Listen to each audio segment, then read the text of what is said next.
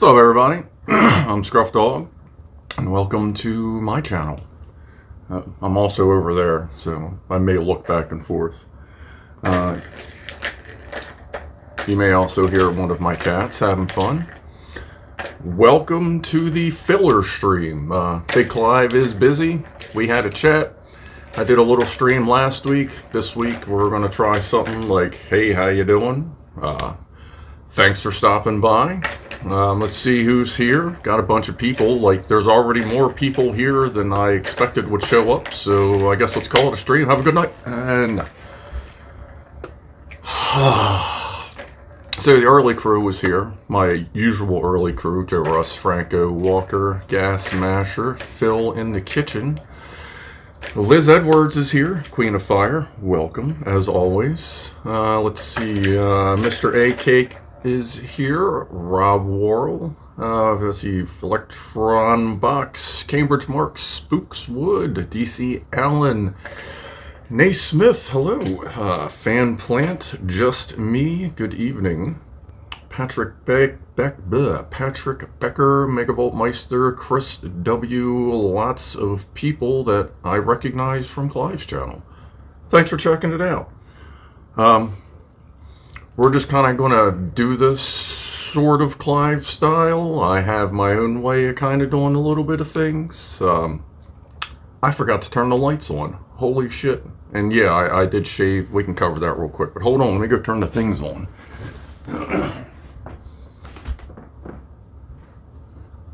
One moment, please.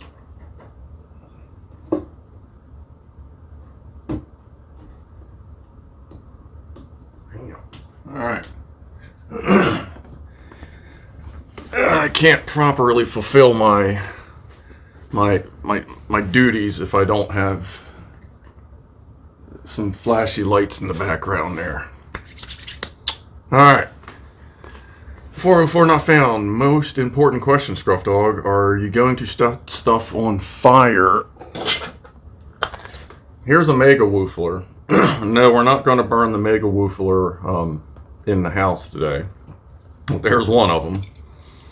Here's the travel Whoofler, as I call it, because it actually has a lid, and I designed it that you can fit an O-ring and a seat for the O-ring for travel. And then I have the Whoofler that we will be using later. That is already loaded and sitting on the console TV that is kind of my desk for the stream. The console TV that we took apart last week. So yes, there shall be fire. What caliber is my Whoofler? They are 40, my two standard 40 millimeter Whooflers. Technically they're 42 because I made them 40 millimeter inner diameter and 42 outer diameter. So, let's start with a toast and a cheers. I do not drink. I am a cannabis, weed, pot, the devil's lettuce, if you may. So we will do our first cheers with my usual coffee I have on the stream. And of course, our first toast will be to Mr. Big Clive. Thanks for advertising for me. For us, I guess I should say, my bad. So that we all have something to do. Glad I could fill in for him, and I hope we all have a good time. So, cheers to Big Clive. Yeah, toast. Yes, Fan Plant, we will, I'll be lighting my first joint at 420 as well. I also have my usual vape or two with me. I have, this is Sour Diesel. And I'm almost out of forbidden fruit on this one. So, pardon me, get a good stretch in. So yeah, we're already, before the stream started, we've already surpassed pretty much all my other videos. As far as viewers and likes go. So cheers to that. How's everyone's weekend going? Mine has been a little busy, kind of throwing this together, getting ready. Besides the Whoofler, I'll show you Mavis, because that was in the title. I'm not going to fly her around today, but I'll show you what she's all about. We'll do Whoofles at 5 or at the 30s as usual, but I'll do 4. I'll do 2 standard Whoofles from behind the chair, and then I'll do 2 Verta Whooflers, which are something I've been doing on Discord a little bit every once in a while. If need be, I have an ozone generator, of course, that we can pop open real quick and take a look, because I feel like it may have multiple electrodes in it. I'm not quite sure though. And you're right there. At any point, cats may show up. I have 4 cats. I have Ronnie, Lee Scratch Perry, Tiny Mama or Bow Bow, and Spaz or Megalodon. She's kind of big. And I got like a little cheat sheet down here. And if we really need something to do, I got the Ingenuity Perseverance new Lego set for the Mars rover and the little Mars helicopter. I got the Lego sets, and if we really need something to do, we can put together the little helicopter. The main thing takes like 4, 5, 6 hours, and I may do that in a 2-part live stream. But I feel like the helicopter will maybe take 10, 15, 20 minutes, so maybe we'll do that at some point. I do have a different camera mount over there, if we do that. Am I the only dog in the house? Yes, I am. I am Scruff Dog with 4 cats. Let's see, check that. You're over there. And every once in a while I may have to switch that over. Alright, yeah, now it's the easy way to see if there's cats behind me. Alright, so what's up? Zap Sparky, welcome. Hello. Flossie, hey Scruffy, what's your job? Are you a spark like Clive? I am, simple terms, I'm a forklift mechanic. Actual, terms, I am a material handling technician. Ronnie likes to sing. So I generally work on forklifts, whether I carry specialist certifications in electric forklifts, pallet jacks, anything that moves stuff. I have certifications in electric deals, gas, LP, diesel, lithium ion, hydrogen fuel cells. I currently am the lead tech at an Amazon account with 249 hydrogen fuel cell powered forklifts, some boom lifts, and some pallet jacks. But I work on anything and everything. I'll go and fix your pallet jack that you find at the grocery store, or I'll go down the ports and I'll work on the equipment that unloads the boats, and unloads the sea containers, anything from a reach stacker to a top loader, empty handlers, big forklifts, little forklifts, whatever. If it's broke, I'll just fix it. It doesn't really matter. Let's go look. No kidding, I drive a telehandler. Yeah, I work on those too. I'm a certified MUP inspector, and I'm also a certified MUP inspector trainer, so I can train other MUP inspectors. I've been working on cars since I bought mine when I was 17 and 9 months. I bought an 87 Cavalier.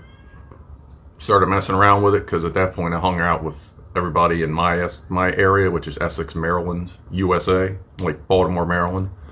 Hung out with a lot of gearheads, a lot of old cars, lots of Camaros, Chevelles, Mustangs, and then I had an 87 Cavalier with a 2-liter 4-cylinder. So I dealt with that for a little while, and then I started to learn, this was back when libraries were a thing. Went to the library, started getting mechanical books, learning. And then I kind of disappeared from the scene for about a month, and I showed up later with a 13-second Cavalier. And let me say, this was way before Fast and the Furious that I did this. This wasn't riding those coattails. This was 99 and 2000. Apparently, my Cavalier was the fastest street-legal 4-cylinder Cavalier in the world for a little while. But once the Ecotech came out and the Fast and the Furious came out, then everybody started doing all that. Hit like, folks. Thank you, Franco. Let's see. Yes, Paul, I'm a mechanical guy. Let the cat spiel. Yes, he just sings. He'll just go room to room and just sing. And I'll like look in and he'll just look at me. And then he'll walk away. So, that's Ronnie. Ronnie's short for Megatron. He is named after Meg on Family Guy. Do you have any experiences that combine forklifts and helicopters? Well, I do work down the ports, and I do occasionally drive past helicopters that are being unloaded from boats. So, not really, no. I've worked at Andrews Air Force Base and multiple military bases. I've been on the tarmac. I've walked underneath one of the Air Force ones. So not really helicopter-y stuff, but let's see. N1JRM. Great. I am a computer chair operator. Yes, I do that in my side time. As a matter of fact, right now, now that I have my whole house back, I realize as a single dude, and I'm 46, I'm pretty good. I'm just going to kind of keep things as they are now, and I have no use for a dining room. But I do have use for a nice office / studio where I could do stuff like this, but like in a set environment and not with literally a tripod that is taped to a console television to stick it out far enough. You know what I mean? Plus, if you've seen the channel before, you know I have a fairly extensive camera setup downstairs that I would love to move into an actual like studio area.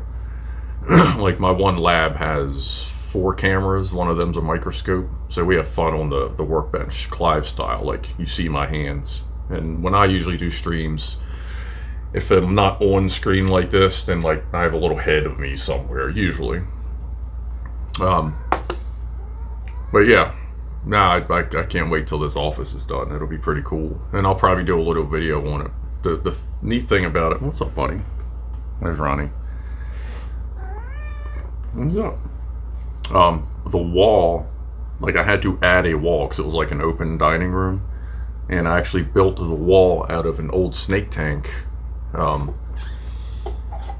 that had a 9-foot Colombian boa in it. Sorry, grabbing my joint. So it had a 6-foot long, 4-foot tall, 3-foot deep snake tank in it, and I've used almost 2/3 of the panels of it, put it all together. It had a glass bottom, which I used as a wall, so it kind of looks like an office, you know, with like a big glass pane next to the door. And anything I had to have bought so far is the paint and the door. Everything else I had in the garage, laying around from old projects, stuff like that. So, if you hang out, you know, in the coming months, you'll see various upgrades to the channel, which would be pretty cool. Oh, and for my 420, I will be having a dog walkers. Let's see if that'll focus. See, the problem is I have the good camera, so my viewfinder's on the back. I gotta hide my eyes. Let me see. Let's see. Focus. There we go. So that's what I'll be having. And these are like little Binger pre-rolls, like lighter for scale. Hide my eyes. Remember, cameras always look for the eyes. If not, they'll focus on the closest thing. So if you got one, smoke one. And then at 4:30, we'll do some Whoofles. Where is my ashtray and my glass tip? Glass tip acts as a filter. You get that little bit of just sticky resin there, and it keeps it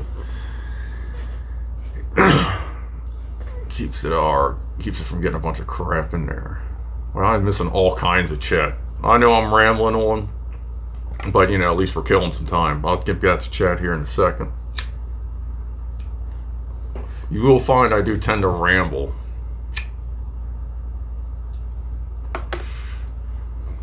Will you do a live Electrobilia wants to know if me and Clive will do a collaboration stream. Wow. I'd be fine with that. I mean, that's going to be obviously up to him. I have 300 and change subscribers. He has almost 1 million. But I'd be fine with that. I'll do a stream with just about anybody if they're cool. I'd just have to figure out how to do it. Twisted Transistor, good song. Greetings, Scruff Dog, and greetings, Big Clivians. Greetings to you too. Franco says there's nothing wrong with rambling. I suppose so. Happy 420, everyone, by the way.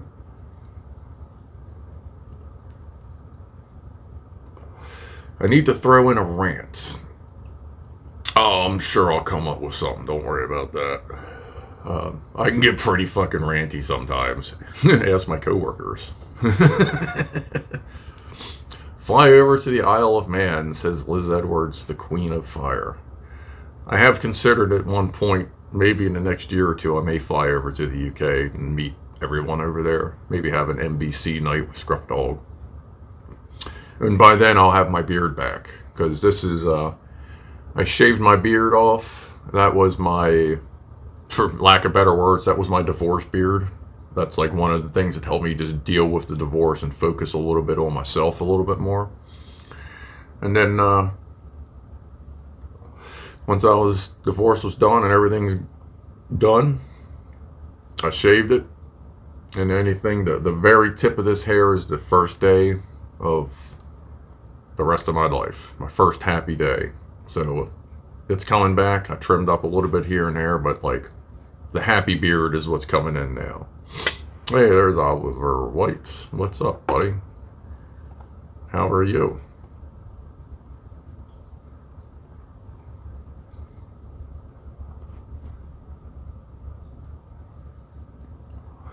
That was a little much.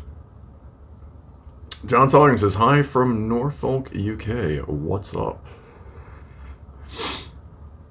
Rant about OSHA's 30-hour training. Oh my god. Like that, what is it? The NEIEE, the wannabe electrician union over there. Yeah, I guess OSHA can kind of be like that over here. We have OSHA and MOSHA, the Maryland OSHA. NECIE, that's it, yeah. Thank you. What's up, mouse? Hold on a second here.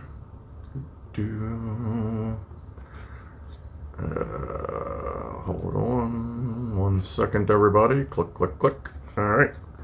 Oh, hold on. There's Steven Seagal. What's up, buddy? How are you doing? That would be Coach Seagal to some of the more regular people. Oh, what the hell is... Oh, OSHA. I haven't had a whole lot of problem with OSHA. I've heard about some really goofball shit. And they're starting to push a lot more rules that are based on accountability as opposed to like actual safety. Like they're pushing like now you have to do out like pre-work checklists, like safety checklists, just so that accountability is hard to define to the user, to the technician. If I don't properly list a hazard, like if I don't see it at first, I can always go back and fill out another hazard sheet. But if I don't list that hazard, then it lists me, the technician, as being liable for any accident that would happen if it involved a hazard that I didn't list on my sheet, kind of thing. And I know OSHA's only doing that because they're getting tired of getting stuck in lawsuits that go on for years in court trying to figure out who's liable. So now they're basically forcing you to be liable and fully accountable on something that you may not foresee in a circumstance that you may not know is what's happening. Like, you may not know what's going to happen. Like, we had one company try to sue a forklift operator because their fucking floor collapsed while he was driving over it to his work area in a place where forklifts always drove. Like, they tried to fuck with him on that because, like, he didn't say that the floor was a hazard. What, are we, like, supposed to carry around x-ray machines every job we go to? Hey, man, I gotta scan your concrete floor before I even get to walk on it. Yeah, I see you got forklifts driving on it, but I'm going to have to scan it first. Like, come on. Some of this shit they push is a little bit ridiculous. So while I haven't had much problem with them doing these checklists that I got to do all the time, it's a little annoying. I would say so far it has not enabled me to see anything that I wouldn't have normally saw. But I understand what they're doing. They just want to keep liability set hard. That way they ain't got to worry about it. I think we just blipped.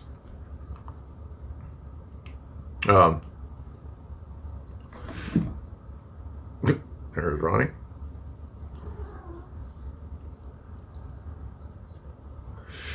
No blip? Okay. I did on my little feed thing, but I know that's like a generic ass feed. Yeah, that's Ronnie. Let me, come on. There we go.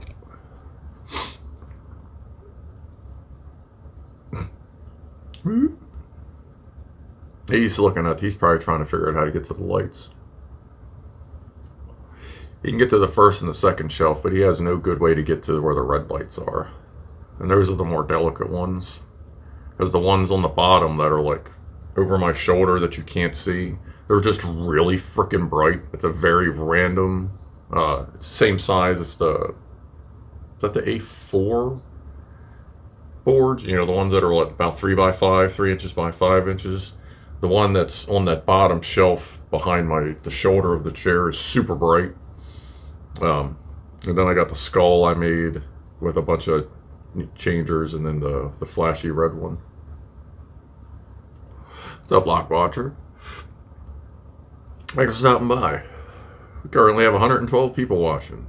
Nice. Thank you for coming by. Christian Harold, just like I have no good way to get to Kevin.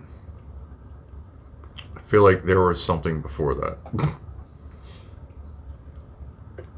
We have been spannered by the scruff, yes. The wrenches in the room, besides obviously Mouse's, Mouse, everybody is in, all the wrenches are my Discord homies, as I figure out that they're here. Mr. A Cake is angry. I am sorry, Mr. A Cake, but for right now, it is just my Discord homies. If we keep doing this, I'll probably keep adding mods. So, don't worry. You're on that short other list, I assure you. There is a short other list. No Treasure Bloat. You're not currently on that short list. No offense. Just a couple other people. But welcome. Thank you for stopping by. Zingman, 117 now. Oh, we're getting up there. That's pretty good. And I'm going to be finishing this joint just in time for 4:30. Yeah, Rob can go ban himself, yes. Yeah, he's been banned for last, right? Alright, put that back. Some more coffee.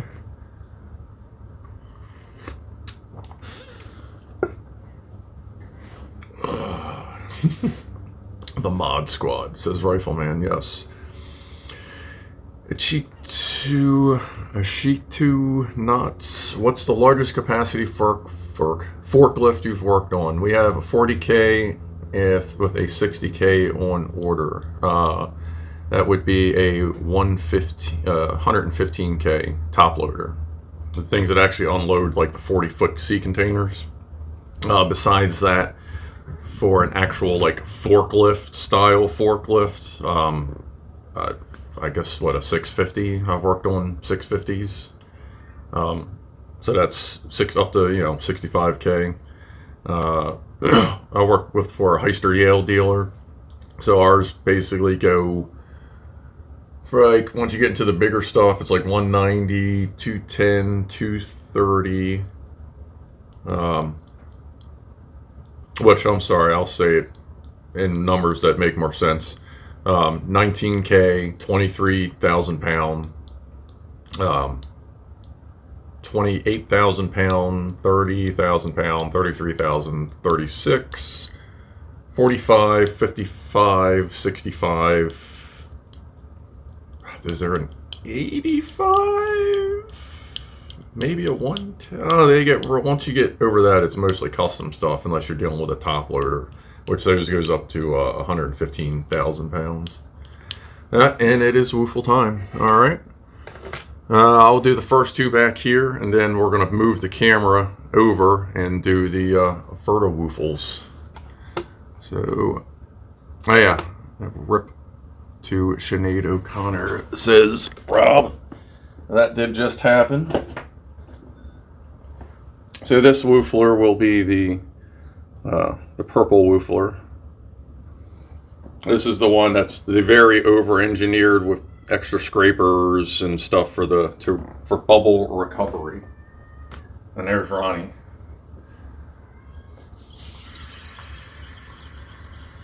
Woof whoop. Let's see how that one looked. Oh, I should. Yeah. A little bit more there. That's all the camera's got. It kind of gets stuck. Whoop whoop. Now let me show you the Verta Woofle.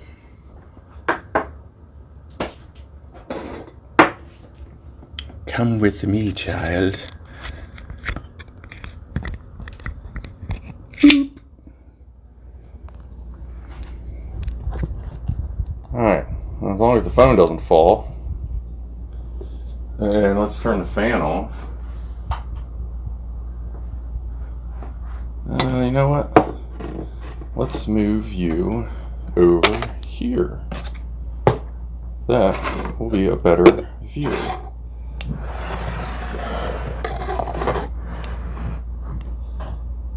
There goes the run. Boop. Alright. And here is the Verta Woofle. Oop. Oof. One more. See how that one looks. Oh, I missed it. Alright, let's try that again.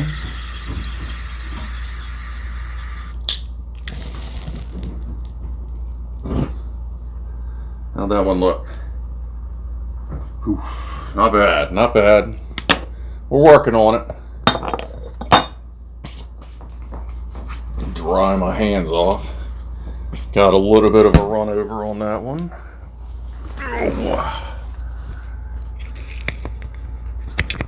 Let's see. I will tweak the placement of the. Ooh, yeah, that's a little bit off. Boop and boop. That should just about do that. Let's check chat. How was that, everybody? Nice, awesome. I like that. Ouch. Yeah, some of them went down my hand, but it's so fast I didn't feel it, and I actually still have all my hair, so that was fine. You see that cloud of soot? Yeah, that's why I like the Verta Woofle. You get to see the little ring. I've been doing that on Discord every once in a while. Something different, a little having fun. Oh wow, that is way off now. Holy moly. Let's go back that way. Surprised at the amount of smoke. Yeah, and it's just Dawn liquid detergent, you know, dishwash, or well, dish detergent. It looks, hold on. I'm not trying to be OCD, but I can tell the camera's crooked. And since I can't see my viewfinder, I kind of got to wing it looking at my feed there. I don't feel like I actually did anything different.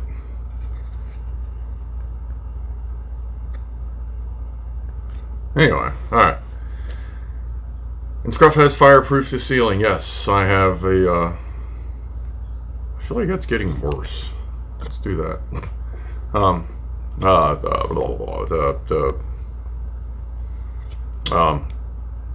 damn. Boric acid. Shit, yeah, the mule detergent, boric acid. I've been using that. A little spritzy helps out. Oh, let me point the camera down as well. Alright, if you look over the shoulder real quick, that's where the Lego was. Go crooked, it's okay. There, I think we're a little better. Yeah, it's fine.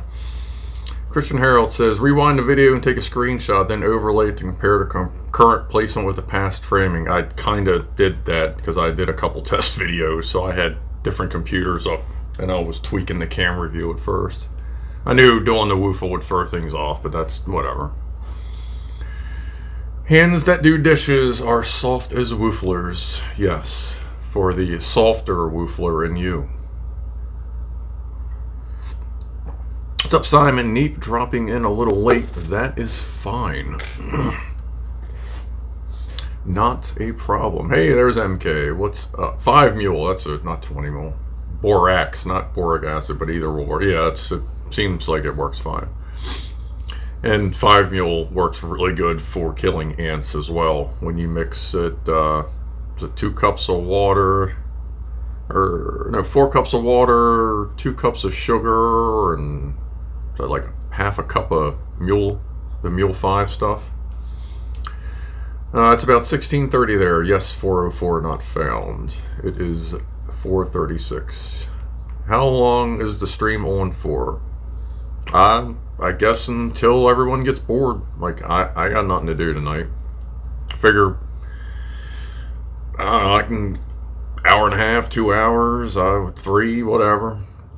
I'm just gonna sit here, get a little high, talk to everybody, woofle it up here and there. We'll see cats running around.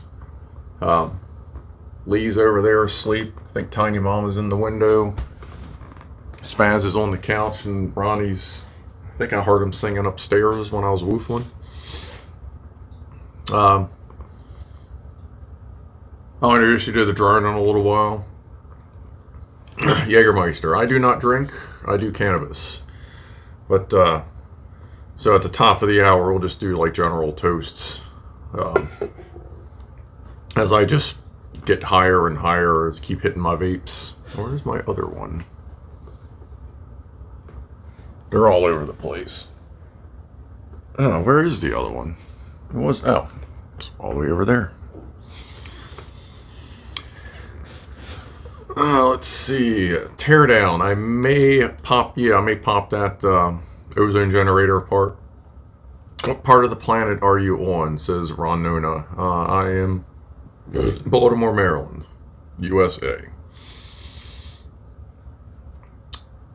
Shitu Nut says, I've been to the Borax mine in California. They have a gift shop. Nice. Nice.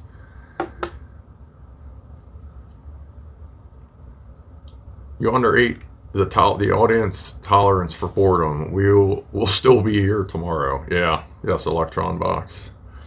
Do you drink cannabis-infused drinks? Asks Zingaman. I do occasionally. The ones I found around here taste kind of weedy. I haven't found any that don't. And I'm really not trying to savor the taste of like weedy stuff. I get enough of that with my vapes and just actual flower.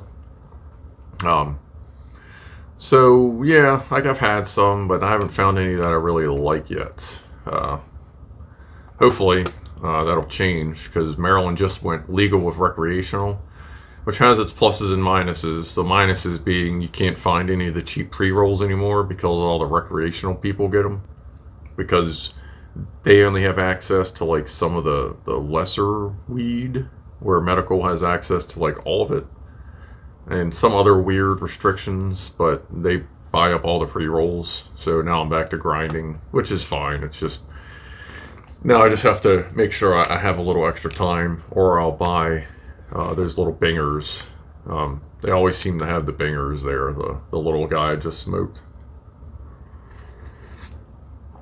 Mike Watcher asked, Weed Bowl. I feel like I've seen something like that. Like, no shit. Alright, so let's tell a story. I figure I have kind of a cheat sheet. Seems like the big thing going around is the worst shock kind of deal. I'll give you my two. My worst AC and my worst, I guess you could call it DC.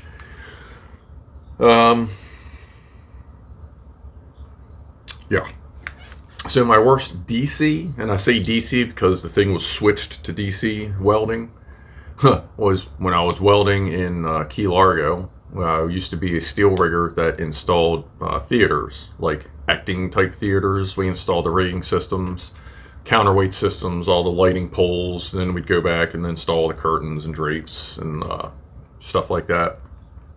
We did both counterweight and electric winch systems, and we did the firewalls, which me and Clive kind of talked about once on one of his streams. Firewall being the gigantic fiberglass curtain that drops down in the proscenium opening, or the big opening on the stage, drops down and cuts the audience apart from the stage, separating the fire and stopping airflow.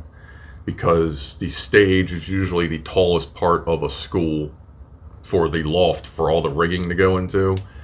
And if the fire really starts going, it just turns into like a supercharger and just really rips the wind up there.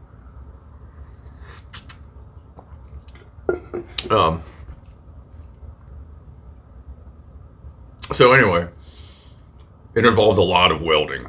We had to build a T-track wall, which was basically, we built all the tracks that all the arbors that held the weight ran up and down in. And I was welding near the top. It was late September in Key Largo, which is like Florida, very hot summers down there. It was probably 90 degrees out, probably 115, 120 up in the fly loft. And I'm welding away. I'm on a Genie basket, basket lift. Welding away, not really paying attention that I have sweated through my leathers. And it finally got to the point where I was leaning my elbow on the lift, and the lift found a spot where the paint had scraped off. And it was now hitting the T-track, which was my ground. And my gloves had completely sweated through, so I got hit with 28 volts at 120 amps. And luckily, since I was sweating, it just skinned me. But where my elbow makes the butt crack, there was actually twin scars. If you opened it up, there were scars going around it from where the arcs jumped on both of my elbows. And I had arc jump scars going across my chest. And boy, that'll get your attention for about an hour, hour and a half, when you just need to go sit down and go, yeah, I'm going to go reboot for a while.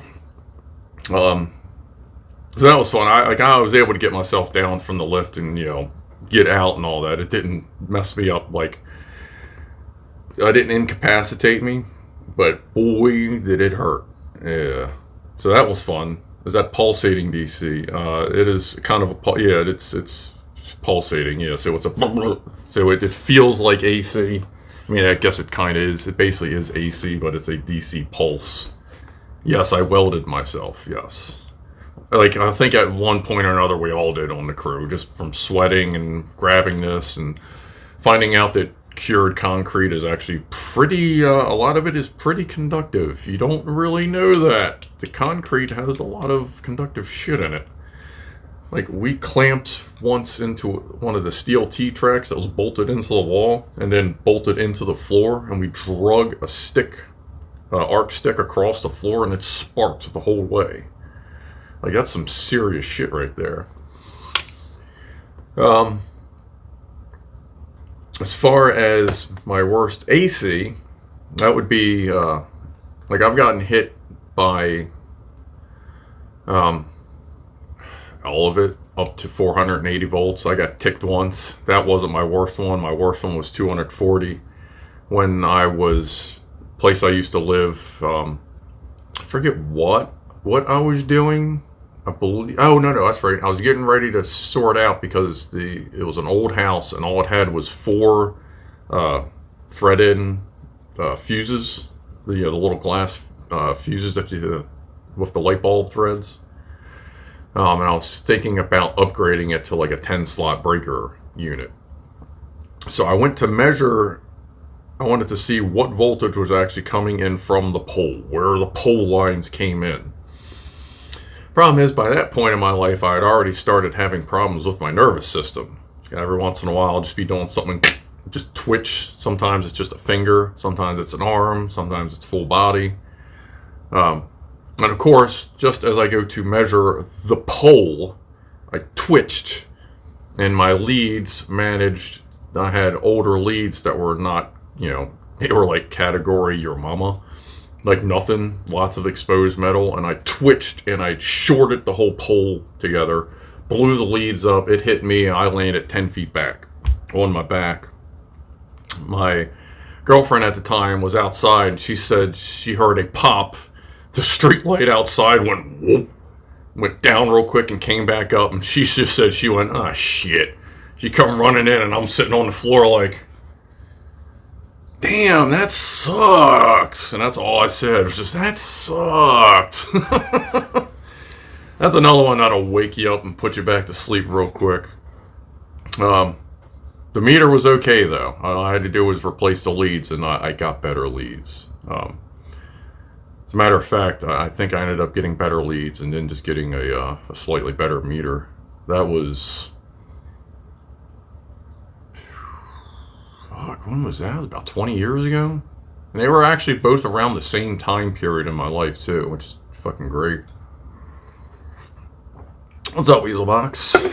Welcome to the show. So yeah, there's my two, my worst shocks. We'll get into my near-death experience on another time. Can't throw it all out there all at the same time. What else we got going on here? Tripods, Legos, coffee. How's my coffee doing? Coffee is... We're about halfway through the coffee. May have to go hit the button on the machine to restart the warmer.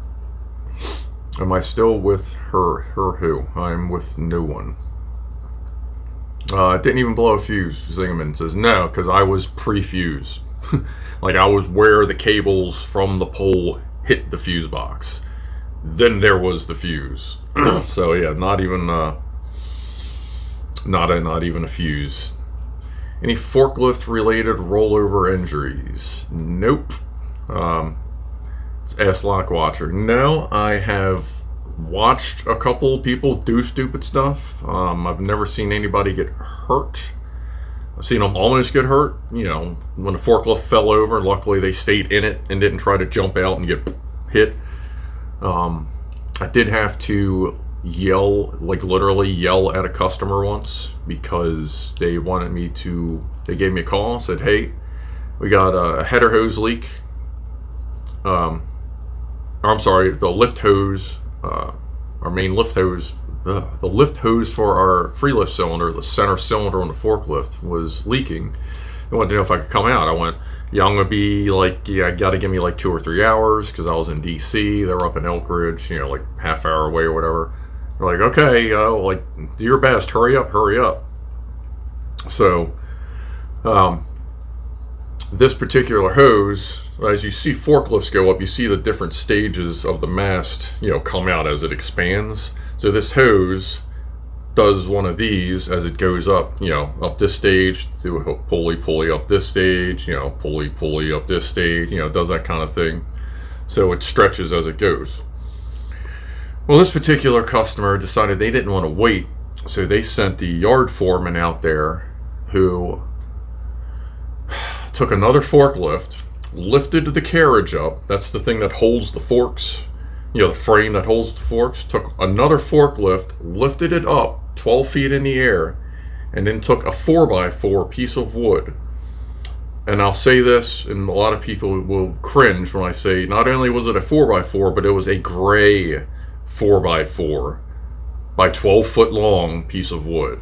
If you don't know what gray means, that means it was dry rotted. It was basically there for looks only. So the owner of the company told this guy, go ahead and do it, lifted that carriage up, stuck that 4x4 under it, pulled the forklift out, and then proceeded to undo the lift hose, because he was going to take care of it himself. Well, wouldn't you fucking know it, at one point he was standing there, that 4x4 snapped, and that carriage, which weighed about 1,500 pounds of steel, came down and tore the sleeve off his shirt, and that was it.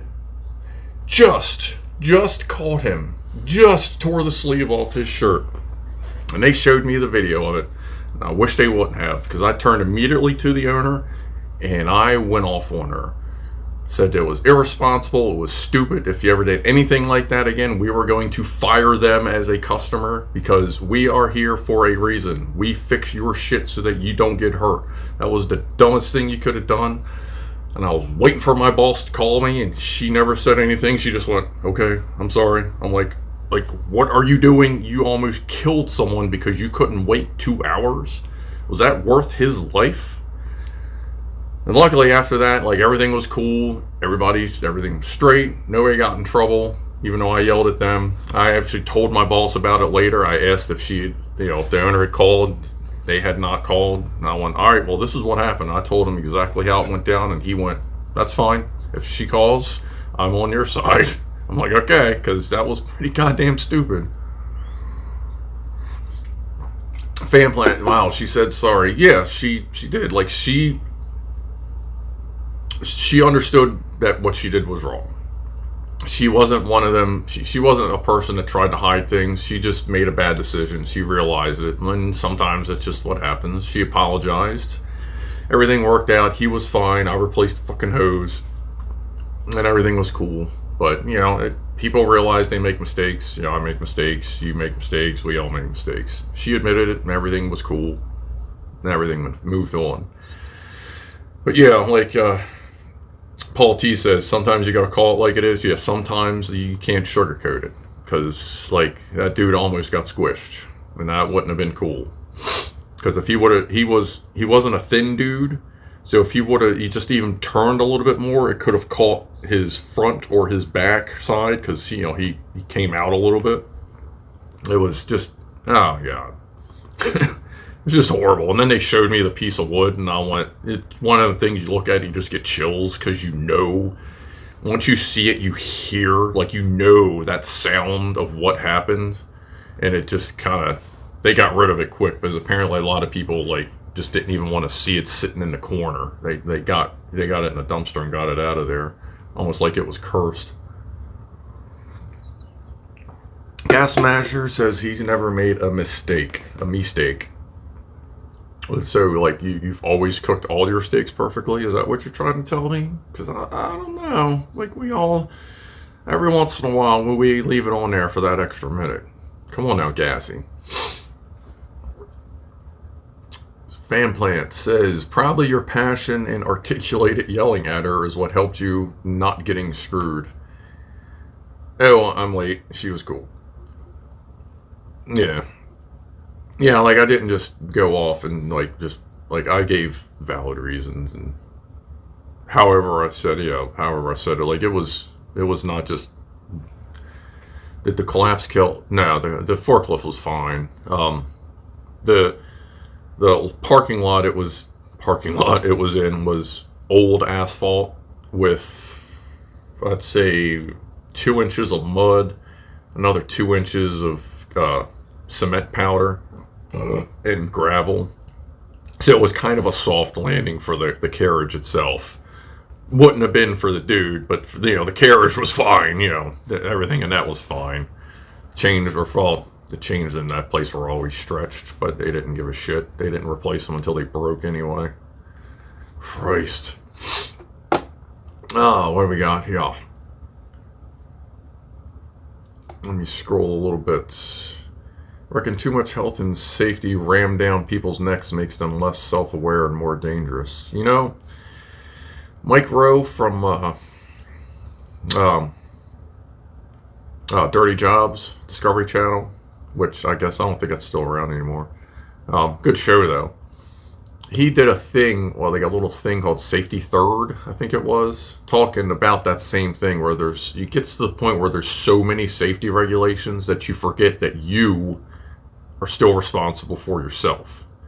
Yeah, you're responsible for everything around you and everything else, but you're still responsible for yourself. And there's a lot of times there's just so much safety shit going on that you kind of lose track of that.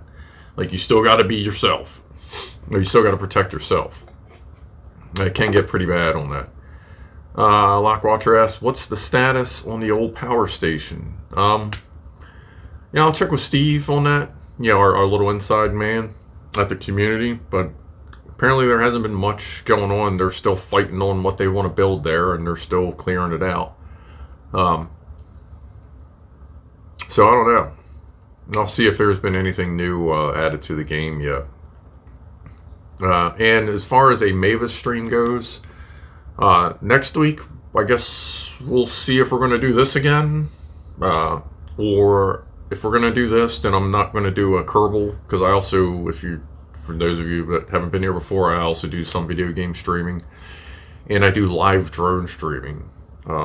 Currently, we're doing a Kerbal Space Program 2 stream. And I take my drone, Mavis, and I do live streams where your viewpoint is her camera. So you are flying with Mavis. And it's a DJI Mavic Air 2, a couple years old. And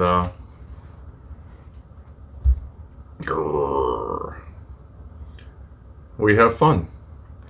Like I'll go to like historic places, go out in the woods, wherever. I'll go around town. I'll do sometimes. I've done fireworks specials like for 4th of July. I didn't this year because of everything that was going on in my life. But yeah, that's my Mavis. That's my drone. But I would like to, if I have to do, or have to, sorry, if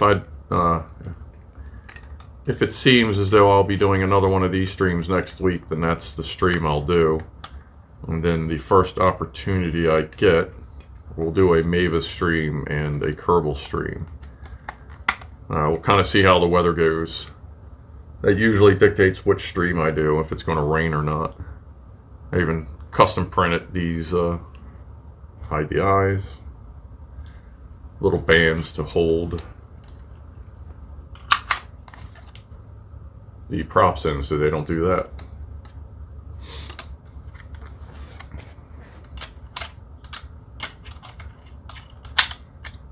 And she's a little big to fly in a house, especially with 4 cats. I have hovered her in the house and the cats got a little too interested. And Mavis is a little powerful to let cats swat at. I'd be worried more about hurting the cats than hurting the drone. Though I do have a tiny drone that sometimes sometimes I'll fly around the house, but right now is not a good time for that because I'm in the middle of like renovating everything, redoing a lot of the house. Oh, scrolling. Also had a submarine Mavis. Yes, actually that is technically Mavis 2, Mavis OG. Not sure what happens. Even DJI doesn't know what happened, but there's a video on my channel called The Death of Mavis. And I'm just flying around. You see from the camera's point of view, I'm just flying, doing my thing. She was about a quarter mile from me. I was watching her. I was in sport mode. I came around a turn, and all of a sudden, one of her propellers just kind of came right in front. And just like, it's not like one of the wings or one of the arms folded in, because the arms fold back, and this propeller was up front. So something broke or came loose, and the propeller came out front, and I was like, oh shit. Like, kind of before I could really react, I was like, if I would have thought of it, I would have kind of tried to fly it backwards away from the broken prop to see if maybe I could drag it behind me. Because for that moment, she was kind of okay with just 3 propellers and the floppy one, but then the floppy one came over and hit the other propeller up front, and it was just a spiral. And I have it on video, the spiral death of her crashing into the water. I actually have the GPS position marked on my Google Maps. In case I ever get a boat, I may go magnet fishing and look for the carcass. What's up, Grant Rennie? Thanks for stopping by. So yeah, that was an interesting time. That's in no joke, straight up. I was sitting there flying.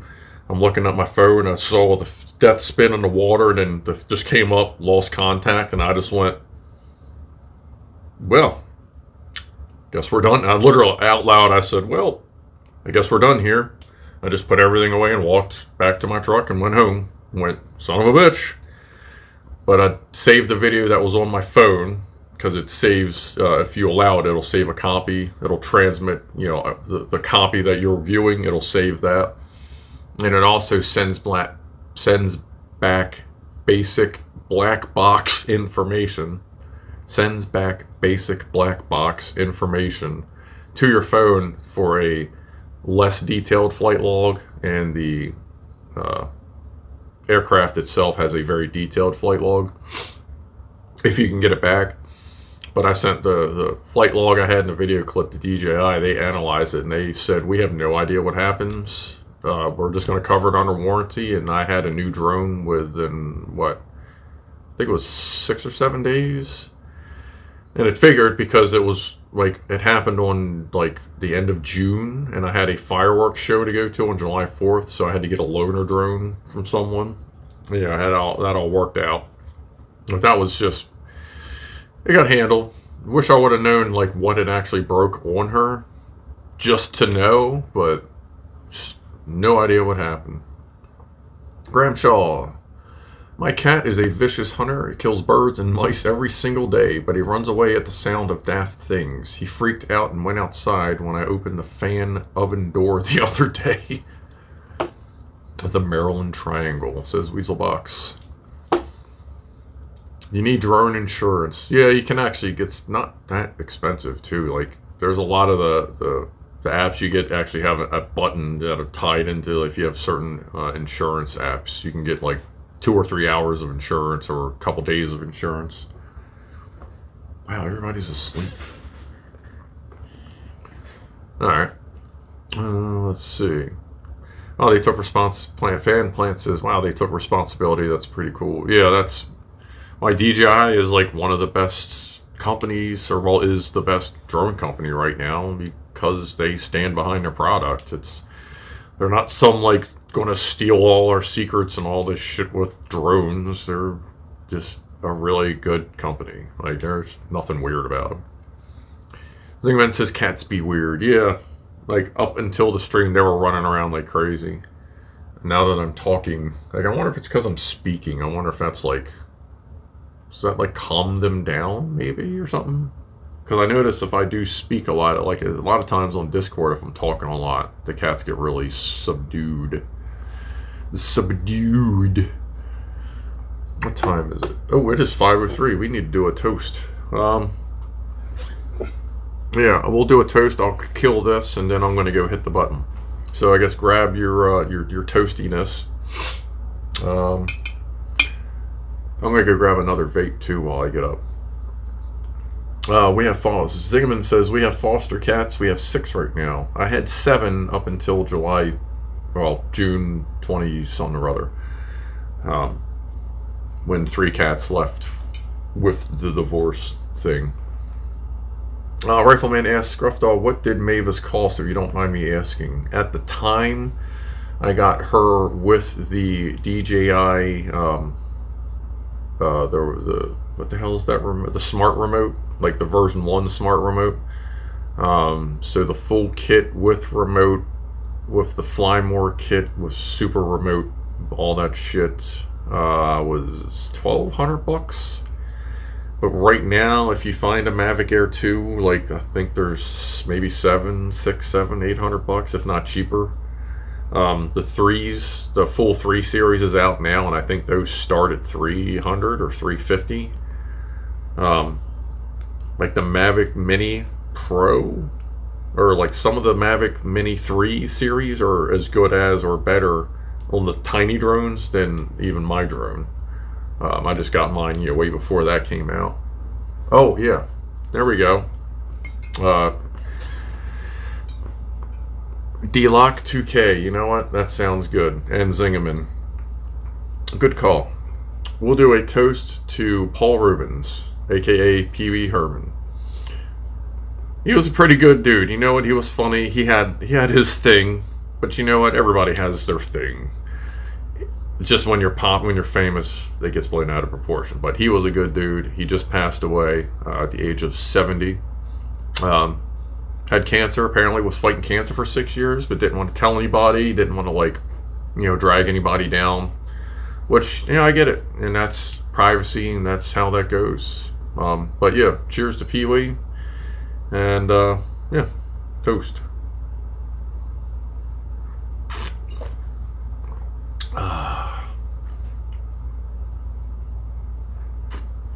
I actually had some toast earlier with a strawberry preserve and peanut butter and strawberry preserve toast sandwich.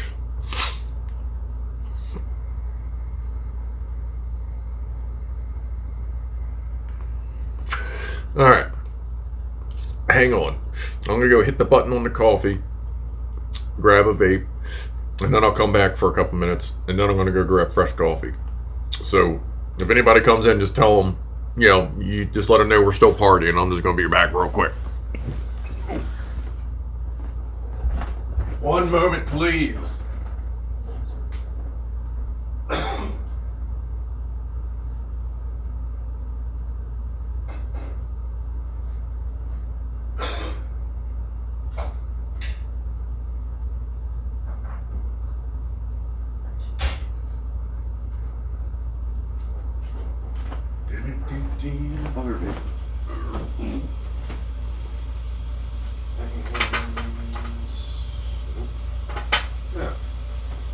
Well, there isn't another one.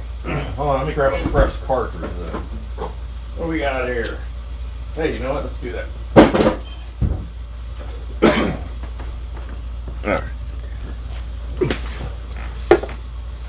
Alright. We're going to try an in-house, hide the eyes, disposable, rechargeable vape.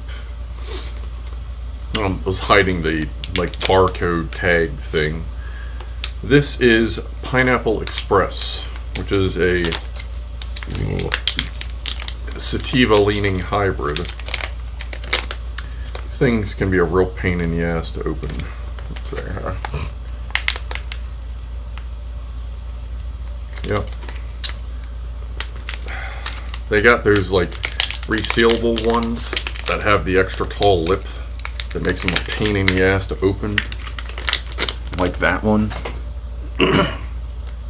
But once you get it, you got this little recharge. It's hide the eyes. It's rechargeable, so you have full charge circuit in there. Protected battery. I have I don't know, so fucking many of these. Rob Worrell has also been doing a lot of harvesting of batteries as well. He's been collecting them and getting them from, I think one of his buddies has a bunch of them. Oh yeah, I forgot to do the live reminder. Son of a biscuit. Yeah, so an hour and 3 minutes later, make sure you're live so you're caught up with chat. Welcome Weaselbox back to the future.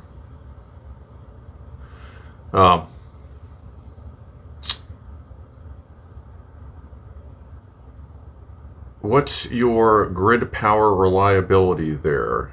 Do I need a generator? Asks 404 not found.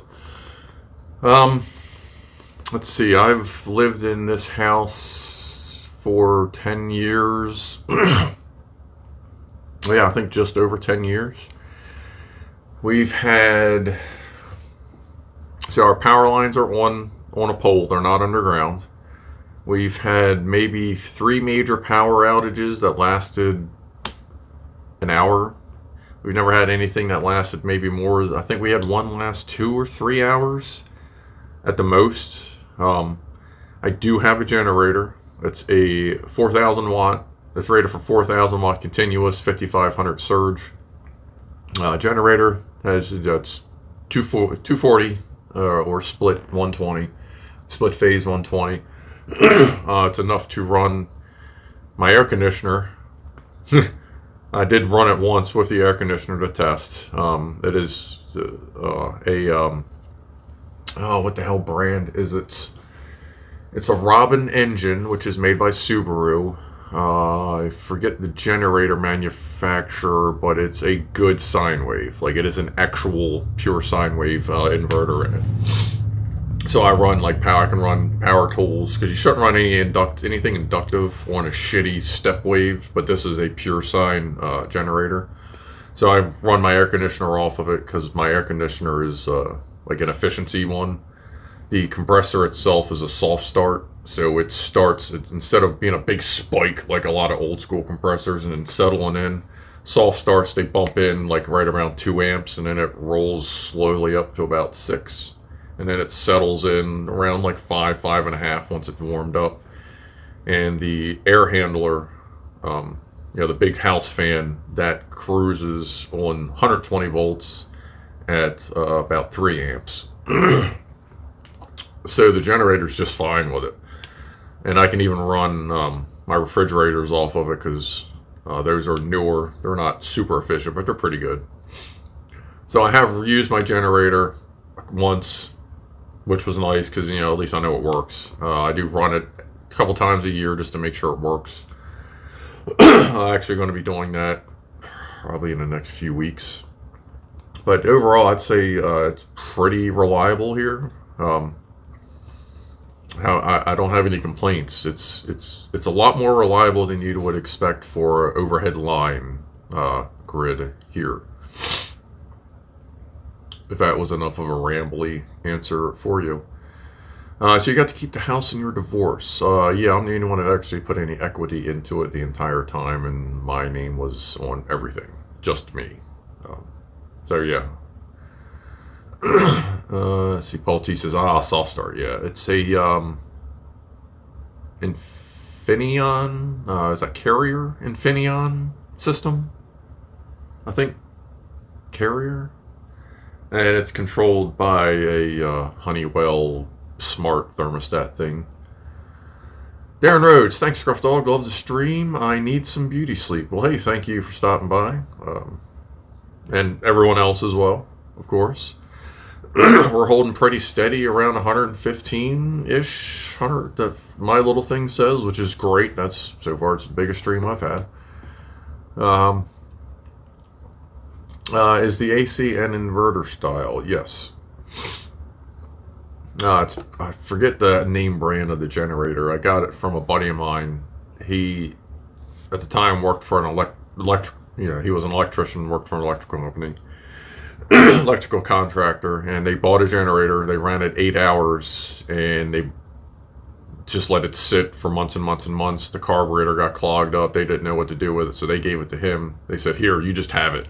He didn't know what to do with it. He gave it to me. I spent $15, bought a new tiny carburetor for it, slapped it on there, worked fine. Since then, I've actually converted it to its dual fuel now. It runs off of gasoline. I took the little 3-gallon metal tank off of it. I added an 8-gallon plastic tank off of an old pressure washer, because I work on pressure washers too. Old retired pressure washer is an 8-gallon diesel tank on it. Well, I cleaned that out, put a little tiny 12-volt electric pump on it.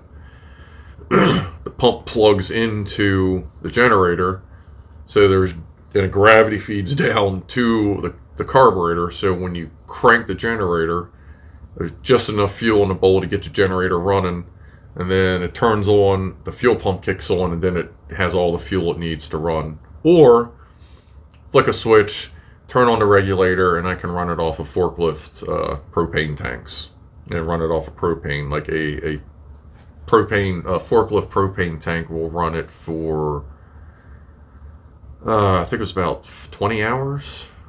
I calculated, because I ran it for 4 hours once, did the weight difference thing. Should get about 20 hours off of a tank of propane. So that's fun.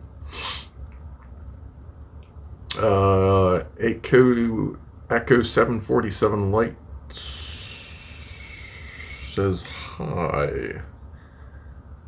Who just, the stream just jumped right when I was in the middle of reading. That was weird. Okay. I guess just like Clive, shit just jumps around. 404 Not Found says he converted mine to dual gasoline and LPG. Yeah, it's easy to do. You can also get tri-fuel or a dual fuel that runs off of natural gas if you have natural gas, which I do. This house, the oven is a gas oven. The range, like I have a wall oven and then a range top just on top of the cabinets. Those are gas. My heat and water are gas heats. I prefer that, especially for cooking. Not a big fan of inductive heaters or electric ovens. I'm kind of okay with electric ovens, but they gotta have fans. If it's just a regular busted ass electric oven that just heats like shit, and if it's a conductive or convection, an electric convection oven, then that's cool. All right. Oh, I am talking a lot. That is neat. Lockwatcher says, I keep my generator filled and keep at least 20 gallons on standby. I have not had yet to use it. Yeah, I keep about 20 or about 10 gallons. No, actually about 15 gallons because I keep it mostly full. And what I'll do is once a year I'll drain it into another tank, just throw it in my Suburban and just drive it around, and I'll go fill everything back up with fresh fuel. Add Stabil to it, STA-BIL stable fuel stabilizer to it, and Seafoam to it. And when I put that mixture and stuff, like my lawnmower, I filled up my 5-gallon jug for my lawnmower 3 years ago. I put my mixture in there, and I just filled my lawnmower 2 days ago, and it ran just fine. Like, it's a really good mixture of Stabil and Seafoam. It really does a good job in keeping the fuel last good, and it's in one of the safety steel cans, which I know also helps. But it just sits out in the garage winter and summer. What kind of music do I like? Asks Mr. Egg Cake. My favorite bands, my favorite group, my favorite artist, Trent Reznor, 9 Inch Nails. I actually have 9 Inch Nails tattoos on me. Oh, here's my official ID. If you haven't seen it, I did that tattoo.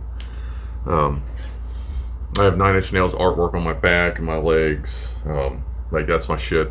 But I like 9 Inch Nails, Tool, Perfect Circle. But I'll even go like Coldplay.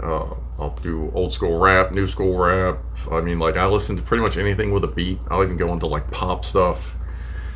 Like, you can put on Sia. Like, I'll rock out to some Sia. Fucking Alice in Chains, old school stuff. Metallica, Megadeth, Slayer. Slayer puts on an awesome fucking concert. Then we can go like Van Halen, Led Zeppelin. Like, I jam out to that shit too. Pearl Jam, Nirvana. Love Nirvana. Mostly rockish metal, stuff like that. The Quake soundtrack, fuck yeah, that was an awesome goddamn soundtrack. Trent rocked the shit out of that. Like, I will listen to that nowadays just to the soundtrack straight through. I love that soundtrack. Jazz piano, yeah. Oh, right, yeah. The guys, girls, and everyone on Discord will know, like, generally speaking, I will quite frequently not realize that I'm spamming the channel because my house is an Alexa house, it's a smart house. Look, I carry multiple cell phones, me and work.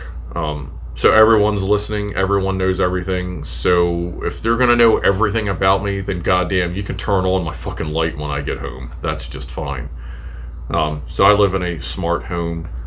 Where the fuck was I going? Oh, so I'll say,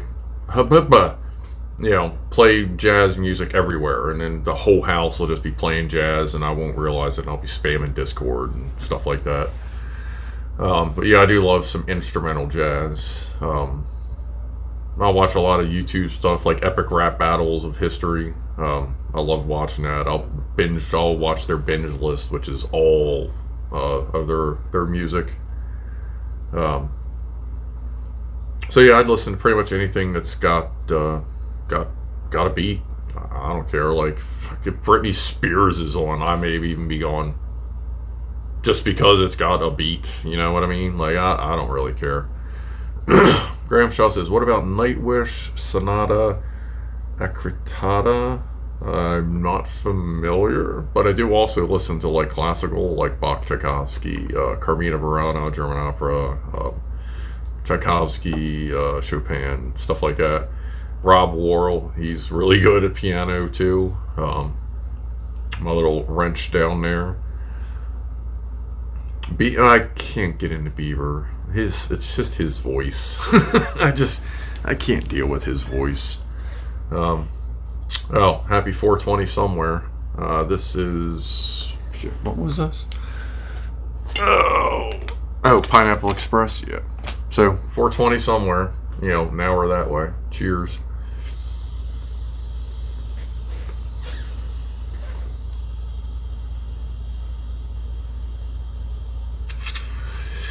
Lo-fi hip hop. Yeah, I listen to a lot of a good channel for some like chill ass music in the background.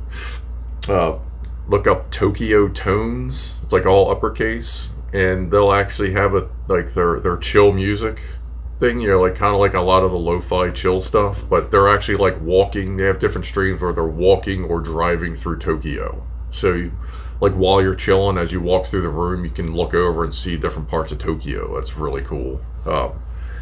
Definitely recommend that.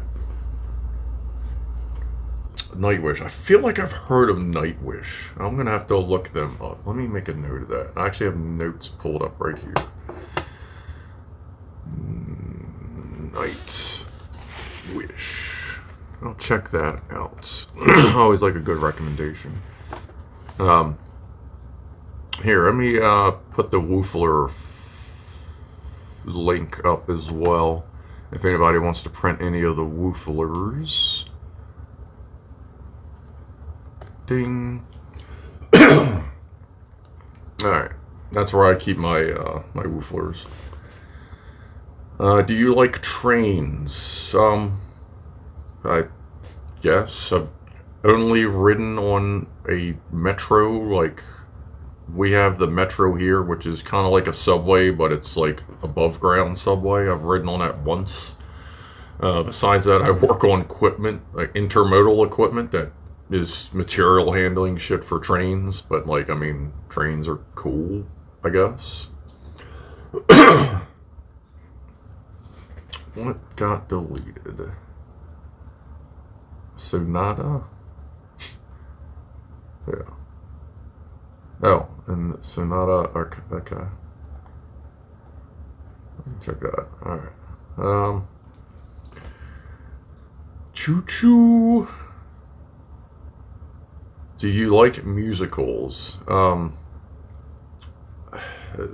Sometimes. Like Bob's Burgers movie is kind of a musical. That's not a bad movie. Sound of Music, that's a musical. I don't actively watch it, but if it's on, I don't mind it. Do I like Kevin? Asked Christian Harold. Kevin's cool. I have his phone number. I still talk to him every once in a while, and I call in every once in a while. If we're asking what you like, says Christian. Mr. A Cake apparently does not like musicals.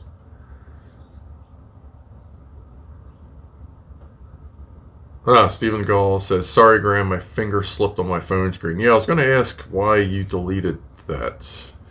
Forklifts on trains, says Christian Harold. I've seen that. You could get some interesting mating rituals things going on there. Fanplant says, Alexa misheard me and started playing some cool stoner music for me at some point. I asked her, and she said it was Always by Bent. Now when I ask her to play Always by Bent, I get cool stuff. Okay. I can check that out. Not right now. That's all we need is who knows what to happen on Alexa. Everyone who watched that stream has his phone number, yes. Yes. And I still have that stream downloaded as well. DC Allen says the trains in the US and Canada are not like European trains where most of them are cargo. Do you mean most of the trains in the U.S. and Canada are cargo? Because that sounds pretty accurate. Paul T says, what is your YouTube icon based on? What is... Oh, that... well, it's just a red background with a drone thing flying, and then I added the Ukrainian flag on the top and bottom. The little icon thing is... I literally just threw it together in paint just to be something simple and easy. It's 4 little rotors and like little spinny icon thingy. Like I said, with the Ukrainian colors there. Hold on, where is... Oh, I gotta go make the coffee. The coffee. Alright, look. I'm gonna go make coffee and then we're gonna woofle. Cool? Cool. And there's Spaz. Hi, Spaz. There's my kitty. Alright, I'll be right... What's the drone ID thing that Lewis Rawson was talking about? I'll tell you in a minute. Grant, Rennie, give me 1 moment, please. Give me like 2 minutes.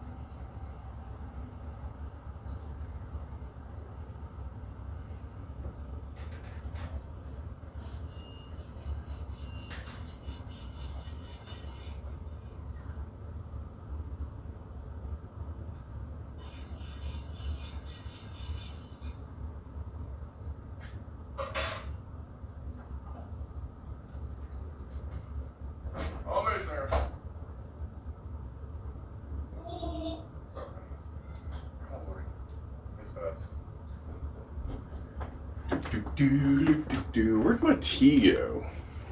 Is my tea? Oh, my tea is still back there. All right. Oh, all right. What's up? What's up, Ronnie? There's Ronnie. Okay, 5:30. 2 minutes till the woofle. I'm gonna pet Ronnie for a minute. Get Kevin on for a cup of tea. If I did that, I would have to stop the stream because it's in that phone there. Right, buddy?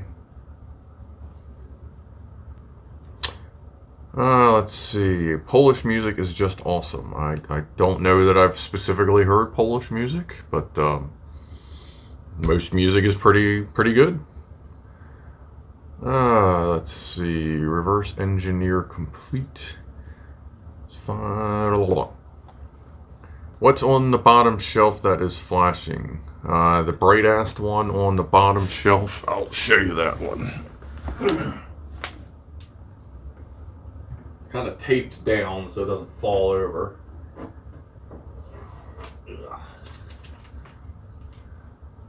That is this. Let me put it here so I can actually see where I'm holding it. Oh wow, that is just bright. Let me do that. Does that help to kind of see it? No, it's just goddamn bright. Well, back here. Down here. It's just really bright, and I don't have any way to turn it down. It's actually, I want to try and make like art with it, like something like that, because you can actually see through the circuit board. I don't know if you can see that, but it's just really bright.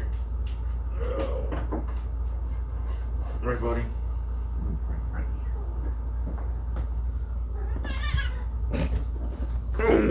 Oof, there's that one. Christian Herod here's Ronnie. Yes, that is Megatron doing Megatron things. All right, buddy. All right. You need a diffuser on it. Yeah, I gotta. What I want to do is I want to get a canvas and put it against the canvas. Well, I want to put it against it, move the battery. Well, basically do another one where you just see the back of the translucent board. So you see that pattern, but you also see the flare out on the canvas, and do kind of something like that. I just got to get around to making another one. It's 5:31. Let's kick the camera up. And I'll have to work on that if we have to do this again. Let me grab the woofler. Woofler, woofler. Alright. I guess we'll do 2 and 2 again. Where are we at? Go. 3, 2, 1.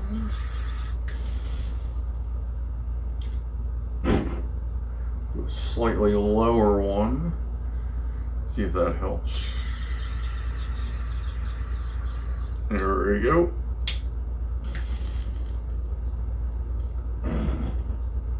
And we'll set up for a Verta Woofle. Why not? You're about to move. Come on. Whee!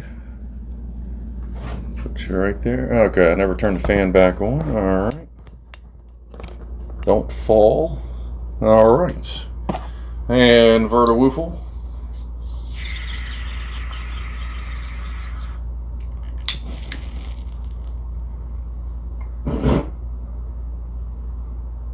Ooh, yeah, you can see the circle on that one pretty good. Alright. One more.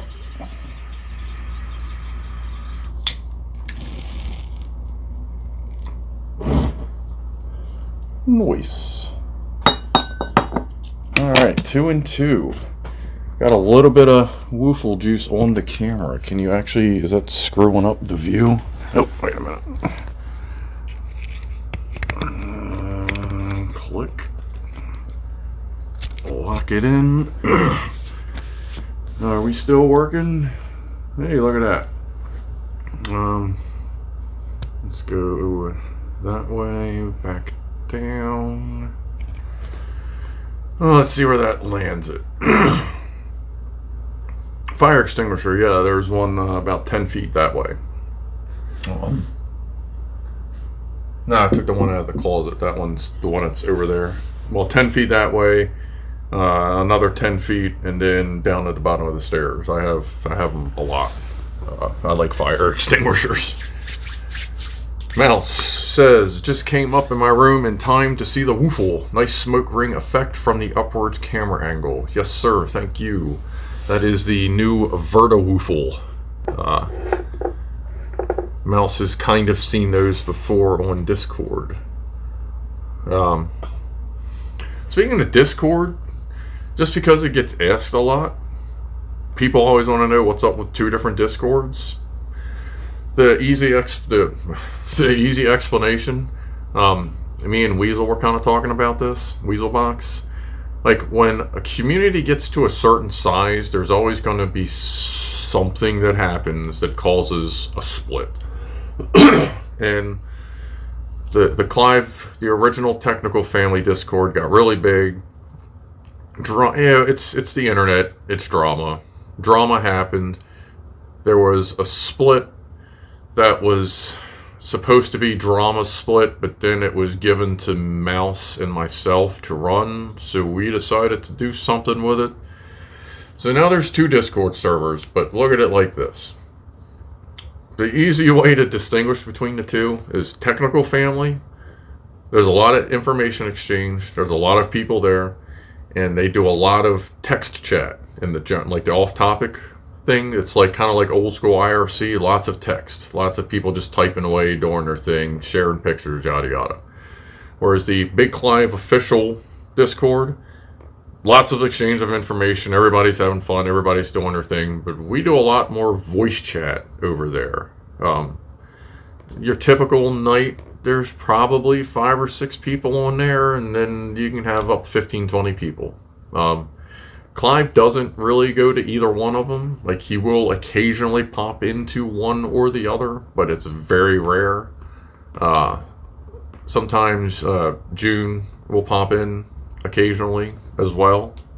But that's basically it with the Discord thing. We bunch of drama ensued. Me and Mouse decided to take something that was kind of bad and turn it into a different Discord server, and now we have texty one and a chatty one.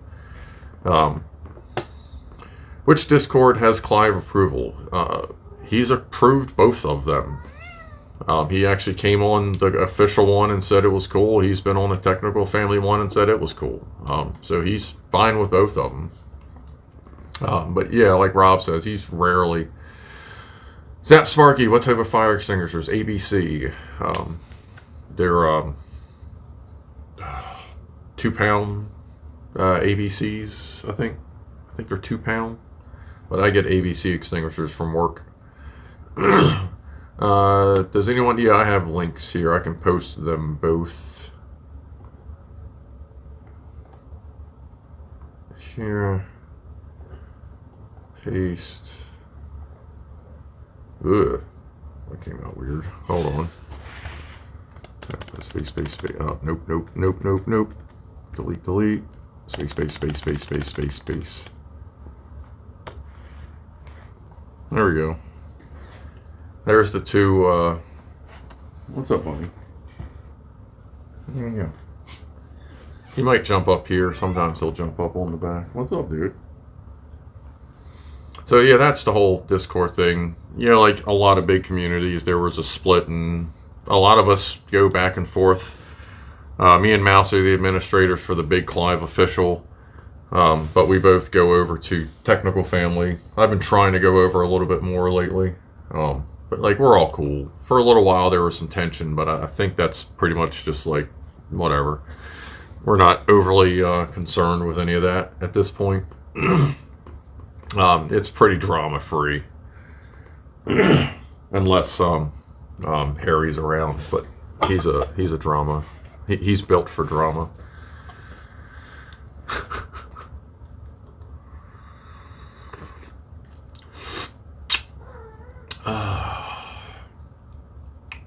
Pretty good coffee. A little hot.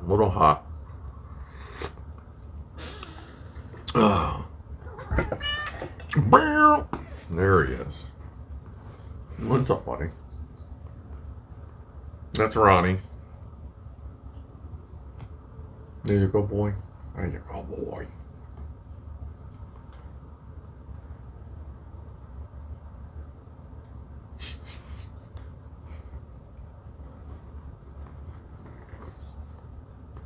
What you doing, buddy? You trying to be famous? Yeah, he's my other... I have 2 Discord accounts, and the other one is him. It's his face. It's named after him. That's my buddy. He's my best friend, pretty much. You know, he just hit me in the head with his tail. His mom, I believe, is asleep in the window, and his sister is over, well, staring at me from the couch. What you doing? Careful. You're just gonna keep head bonking the wall and smacking me.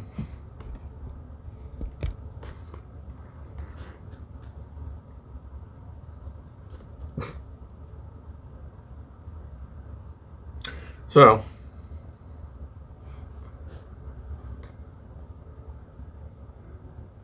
Ronnie seems cute and affectionate. He is. He's a good boy. Ain't ya? He's the only cat that has ever managed to accidentally get out of the house. Like, he fell. I wasn't here at the time, but he fell through a loose screen in the living room and got outside and like started to run, but then freaked out and froze and just started howling. Which was the best thing, because then he was able to get picked up and brought back in the house. But he's a good guy. He's more of a basement cat, but he's been coming upstairs a lot, and he's actually been going up to the second floor a lot more lately. So I think he's finally expanding his comfort zone some. I think it's just maybe he feels safer now, the way the house is set up. But he can be, he is sometimes my pink shadow, as I call him. Oh, he's got one of them spinny ball things, you know, like the plastic donut with the ball that spins inside. He's got one of the triple stack ones, and sometimes he'll just hug the whole thing with the ball and just go smack it back and forth. He's also one that just likes to tear, like, he doesn't really walk around the house too much. He kind of more like warp 7 around the house mostly. But he's a good guy. His only weird thing he has is sometime when he was a kitten, he broke his tail.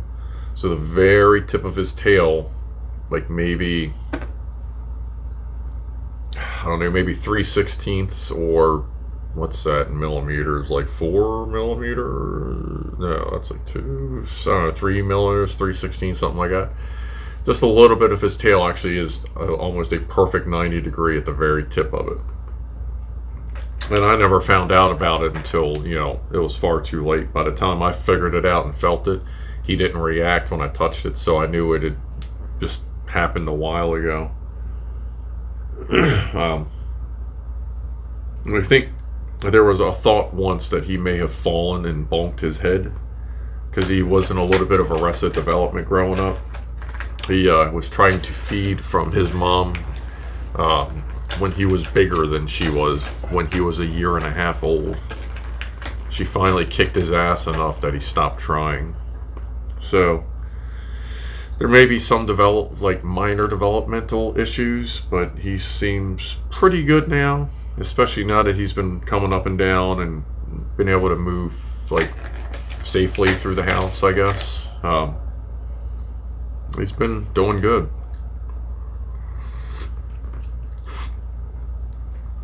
Yes, Rifleman, I just see where you said before a guest appearance. Yes. Males have heart. Yes. They also have urine. But he has been marking a lot less since the situation changed, because Jeff, his brother, as some of you know, was having a lot of seizures and was on 3 seizure medications to control them. And once that started, Jeff started marking a little bit more. Well, marking, I guess I should say. Like, none of them really ever marked. But I guess since Jeff knew he wasn't feeling great, like, he started to mark. And then Ronnie started to mark back, so it kind of became a territory war. And while Ronnie has marked, I've seen him twice mark since everything's changed. He used to mark almost every day. Now it's like every once in a while, and I think he's just about done because he's a lot more settled in. But nah, he's still my buddy. He's the only male cat in the house right now, so that may also help, because once he figures out that he doesn't have to defend his territory, he'll just settle in.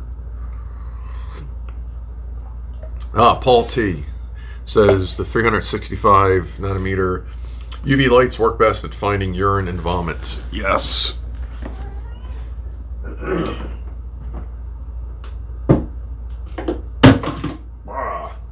was a motorcycle. Yes, they do. Let me tell you.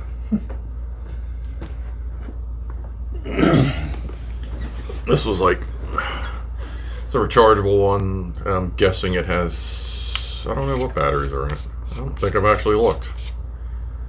But it's rechargeable. This has an 18650 in it. A dark beam. Let me hide my eyes. Claims 3,400 milliamp hours. I haven't measured that. I'm not worried about it. It's not like this is mission critical. It's mostly just for around the house and him. So, But I mean, worst comes to worst, I have actual 3,300 milliamp hour and some 4,000 milliamp hour batteries. Actual, or no, not 4,000. I'm sorry, 3,500. The 4,000s I have are 21,700s, and I also have 5,000 milliamp hour 21,700s. But yeah, this little light, this definitely. Yeah, we're good here. Nothing around here besides like weird pieces of dust. And somebody spilled something on the floor or something over there. That doesn't look like pee. That looks like spilled drink or something. But nah, they're cool. We've been lucky with cat markings, says Zingaman. Yeah, I was. Oh, there's Lori. Finally woke up. Scruff, Rob, Weasel, Asmo, got everyone. Hello, Lori. Welcome to the stream.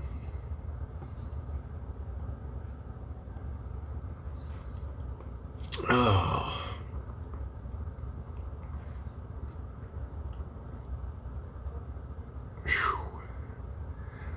Real batteries have fire in their name. Oh, of course, Steve Adler's. It's just not a powerful battery unless fire is implied.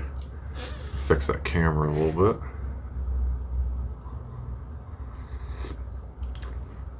Never, Joe Russ says, never walk with UV light into the kitchen. You know, it's insane. Everything leaves a UV stain somewhere, apparently. Like, you think it was, like, the worst murder scene ever. And, like, that's just your counter that you just scrubbed for 20 minutes. You're like, what the? How is that still there? But, yeah, UV light in the kitchen is just fun.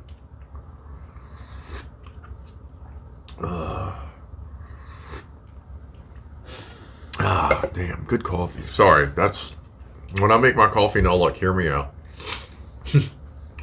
I know instant coffee has a bad rap, but that's like the cheap, shitty stuff. I get Folgers. I'm not trying to have a Tarantino moment, but when I get coffee, and I get instant coffee, I get the good shit. I get the Folgers dry roasted actual coffee, where like the only ingredient is coffee.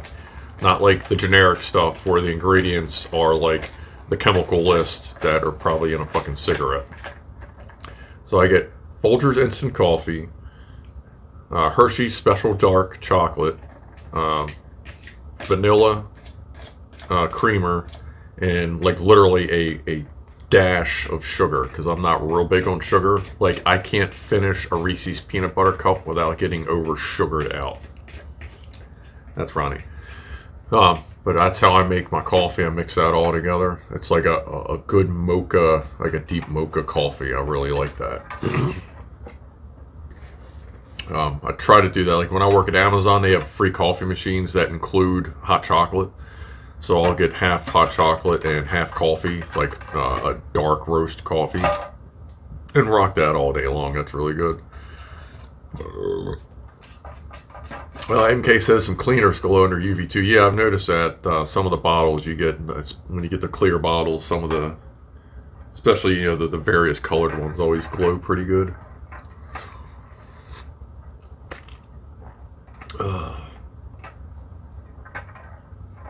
Barry Shepherd says bio-washing powder makes everything glow under UV so it hides the stains. Sometimes you look at a room and you go, maybe I should just make it all glow. Paul T, where else did you work? So I've been a forklift guy, steel rigger guy, and before that I was an ASE certified parts technician that worked at a local parts place and Pep Boys, if you've ever heard of Pep Boys.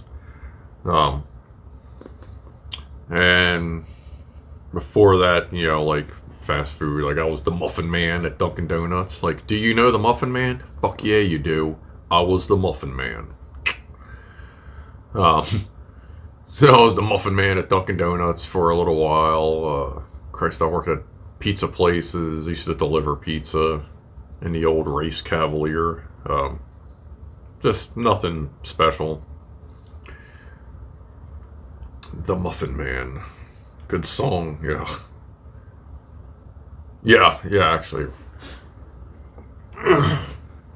Like the Frank Zappa song. Yeah. Weaselbox says cold mocha coffee from Aldi's is yum. Yes, it is. I do enjoy a cold mocha coffee sometimes in the mornings or the afternoons. I'm drinking coffee now just it kind of helps counteract the cannabis so I don't get too fucking stoned. Not that I don't think anyone would complain too much, but I did forget to set up my dab rig before the stream, so I'm just going to have to vape a lot. And I already lit that other joint, right? Let me make sure. Oh no, I still got another joint. Oh shit, I got another little binger. Bingy bing! I still got 100 people watching. Cheers for hanging on through this shit, huh? Alright. Paul T used to deliver pizza as well. Yeah, when I delivered pizza, it was like the late, not. Okay. The late 90s, no, it was late 90s. But back then when, like, if you got $2 for delivering, you were, like, fucking grateful. Not like some of these people now that expect, like, a fucking 100% tip or they'll shit on your food before they give it to you. Like, I know with Uber Eats and DoorDash and what all them services, I know there's bad customers and I know there's bad drivers. But to avoid the whole thing, I just avoid the whole thing. I only order food from places that employ their drivers. Because, sorry, having been in that and having to deal with that, I feel they appreciate tips more than other delivery services.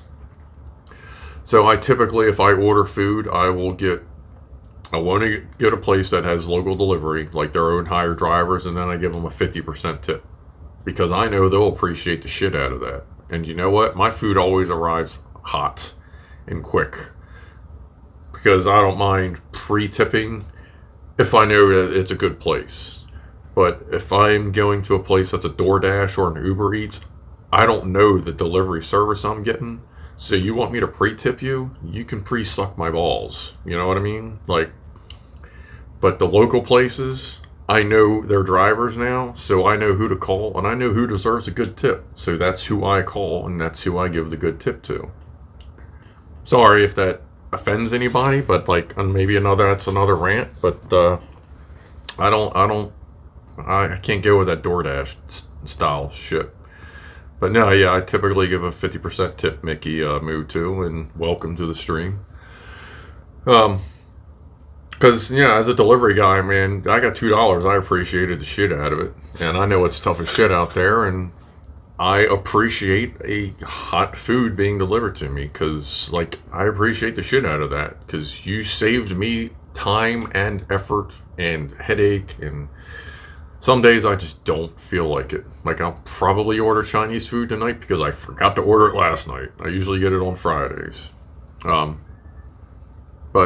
nah, like, you're saving me a lot of time, a lot of hassle, and you're giving me delicious food. I have no problem giving you a proper 50% tip. Once I know it, you're good to go. Like, the first time I ordered from the China house, I didn't give him a tip when I ordered. When they got here, he got here quick. I gave him like a 50% tip. Said, hey man, appreciate it. And I looked and I went, I'm going to start pre-tipping now that I know you guys are cool. He went, huh? And I went, don't worry about it. Kind of thing. He went on. But now when I order from there, I just put it right on the credit card. Bam, 50% tip. It's all good. Same thing with Seasons Pizza up the road. I've always known they've been good at delivering. So when I order from there, 50% tip. That bumps, I kind of feel like that bumps me up into the front of the line. Like, and I don't mind doing that. Like, because they deliver local. They hire local drivers, so. Paul T says, I enjoyed the fake orders to someone who didn't order it. Growing up, my phone number was 1 digit off of Dominic's Pizza. Every Friday night, I loved answering the phones. I was giving out 5 large pizzas, 2 toppings, $19.99. Oh yeah, 30 minutes or less, guaranteed, or it is free, and your next order is free, let me tell you. some of the ridiculous deals I sold to them pizza, or I sold to those people. And then they'd call back, and I'd go, I'm sorry, I don't know who you're talking to. I think you may want to try punching the number back in, or however I'd explain it. It was fun. All right, I'm gonna smoke this joint. Actually, you know what? I'll wait 5 minutes, and we'll do it as a toasty, cheersy thing. But let me go ahead and preload it in my little glass tip filter thing. Christian Harold says, did you ever refuse to sell unless they ordered pineapple or other toppings they didn't want? No, but that would have been a good idea. I'll be like, oh no, if you want those 5 pizzas, gotta have pineapple on one of them, or pineapple on all 5, just to be hear people go, all right, like that would have been good. Shit, if I ever, whenever we invent time travel, I'll send myself a post-it note. There we go. Dog pizza. Oof, oof. Oh shit. I think these days you have to pay for your pizza. It used to be that you had to collect on delivery, says Paul. It's not, around here you can still pay on delivery. They just got to see the cash first. Pay on delivery has to be cash. Credit card has to be prepaid. That's how they do that now. Most places around here anyway. Katrina Bryce says might be better to pay the tip cash so they don't get credit card fees deducted from it. Yeah, I do sometimes do that. Lately I've just been doing the credit card thing, but I do get what you're saying. But I know Seasons Pizza has credit card fees listed as a separate line item. I think it's $1.33.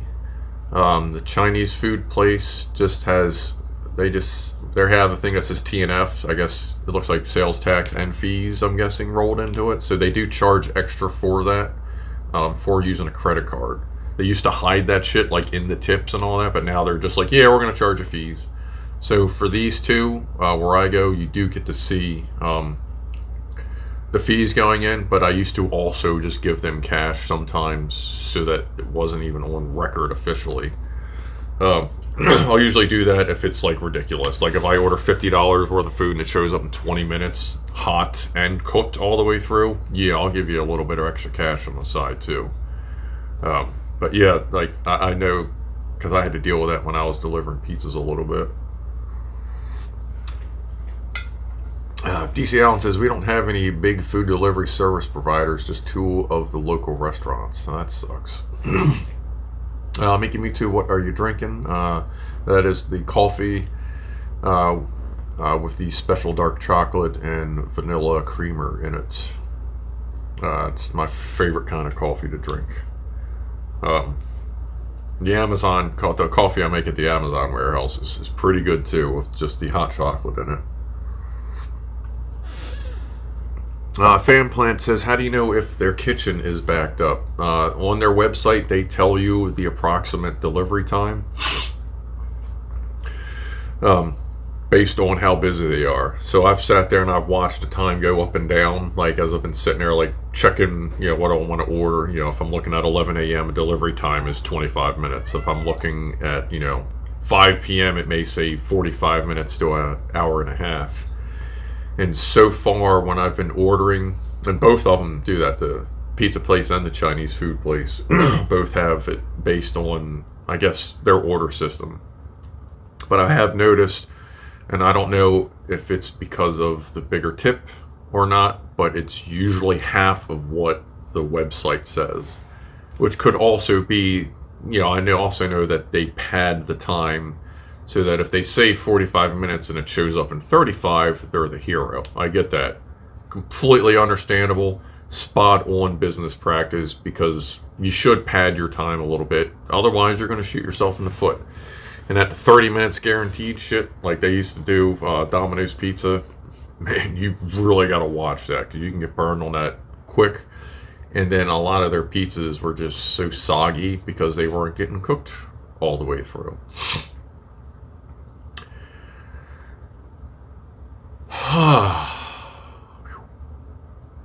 Let's see. What do you tip on a haircut? I usually make myself a good dinner. I usually wash my nuts a little more thoroughly just to get the shavings out. That's. I mean, that's not a bad tip. You know, it's like a good date almost. Um, that's about it. No, I have various shaving implements in the bathroom. Like I shaved today. I have one of those. Like I'm in the Norelco family, I guess. I got one of the electric shavers. You know, one of the 2-in-1s that I just do my head and do touch up around the beard, and then I got one of the man groom multi groomer things with like no shit, like 20 some attachments for shaping and taking care of the beard for all stages of beard. 100 people, yeah, it's got 102 people here. That's cool. Like we're holding steady, and it's been 2 hours. That's not bad. Like this is a pretty fucking good stream. I appreciate everybody hanging in there. Oh, it's 6:01. Let's light it up. Let's do another toast. Man, I hope y'all brought enough shit for toasting, because apparently I'm hitting this up a lot. Let me stick that down. So let's do a toast. Let me grab my ashtray, and cheers to y'all for hanging in there. For everybody that stopped by. Hey, what's up, Mike Hanley? Every time I see you, I think Scott Manley, Mike Hanley. I'm like, but what's up? But no, I'd like toast to all you for stopping by. You're still here, so I assume I am entertaining well enough to suit. Clive said he may be able to do a stream tomorrow. If he can, that's cool. If not, then I hope this is a little bit of the fix you needed for the weekend. You know, just trying to hang out, do my thing. So cheers to you, and to anyone else that watches this. Thanks for stopping by. Appreciate it.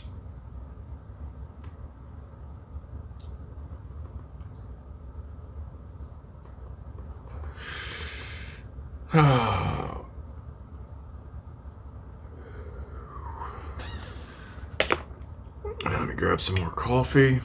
Yeah, I guess it's kind of hard to toast with the drink that you're just kind of constantly drinking with, but, you know.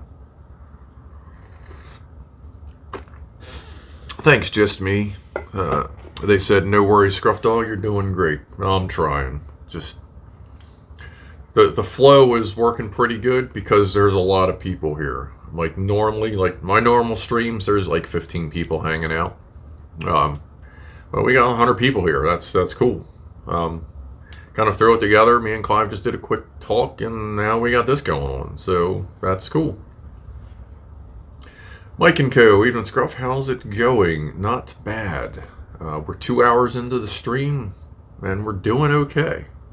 We've been doing Whoofles and Whoofles.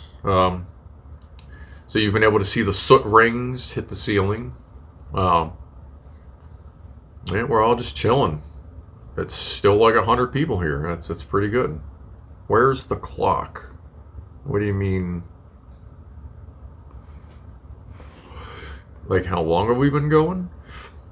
1 hour and 59 minutes.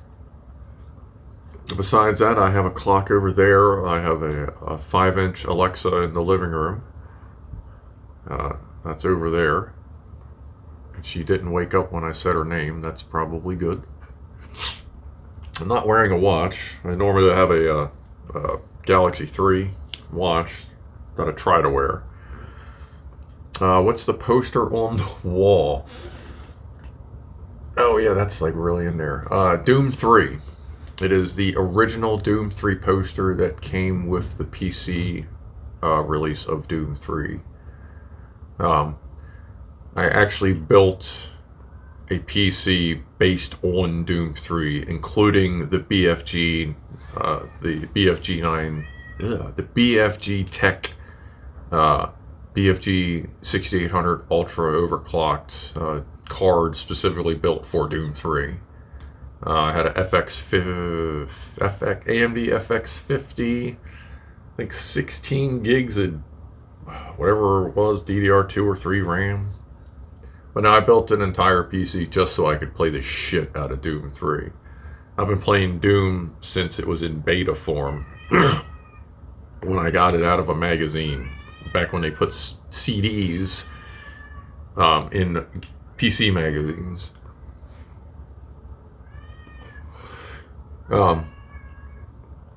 So like right now, like the phone that is on has Doom 1 on it. Almost every piece of equipment I have has Doom. My Chromebook, which I'm watching you on, has Doom on it. My Xbox One has Doom. Xbox 360 has Doom. My PC obviously has Doom. My Linux has Doom. I could probably figure out how to put Doom on my Echoes if I really wanted to. I play the shit out of all the Dooms. I love them. All the way up until the current stuff. Rob, can we see you give them their treats? We can do that soonish. In a little bit. I'm kind of enjoying the groove right now. But yeah, we can do treats soon. Paul says, I can play Doom on my son's Eclipse using Rockbox. Nice. 404 Not Found asked, do you have a drip coffee machine on the go all day? No, that's just, I have a 1500 watt, because of 120 volts here. 1500 watt electric kettle with a stay warm thing. It'll keep it at about 160 degrees for an hour, and then you just walk up to it, double click it, and it'll bring it up. I have it set to keep around 190 degrees. That's a good temperature for coffee and for tea. You let it sit for about 10 minutes so the flavors really get going, and then it's right about good to drink. So I usually have that going. I usually have it staying warm for me. Ian Dawkins says, I remember 5 1/4 floppies in magazines. I am that old. I remember that too. My first internet provider was Netcom dial-up. So like right around the same time AOL came out, Netcom came out, and they were a little bit of competition for a while.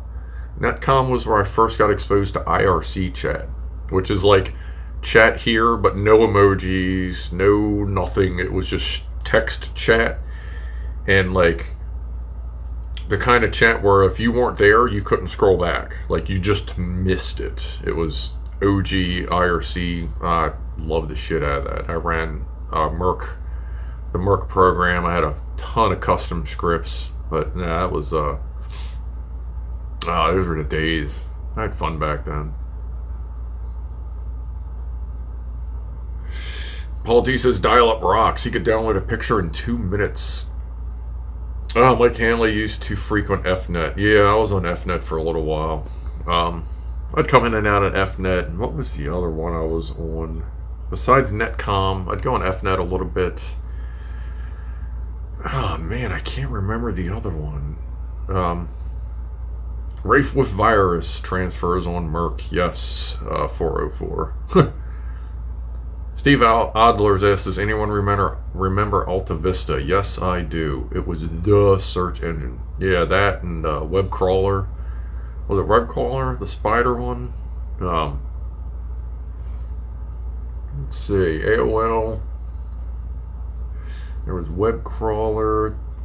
CompuServe. Yeah. I know someone that still has a CompuServe email address. It actually works like at least 2 years ago. Metacrawler, okay. Genie? I kind of remember Genie Rifle, Mike from Man says. Mike and Co. In 1998, Google was born and shit got real after that. Yeah. Yeah, once Google happened, it was pretty crazy.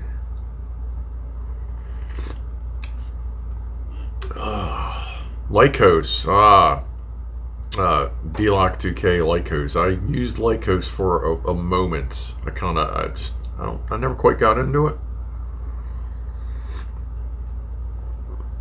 Raven Looney, are you serious about that? No, what was ICQ chat? Who here was on ICQ? I remember that. I was like an 800,000 number in ICQ? Like I was a really early adopter of ICQ chat. That was fun.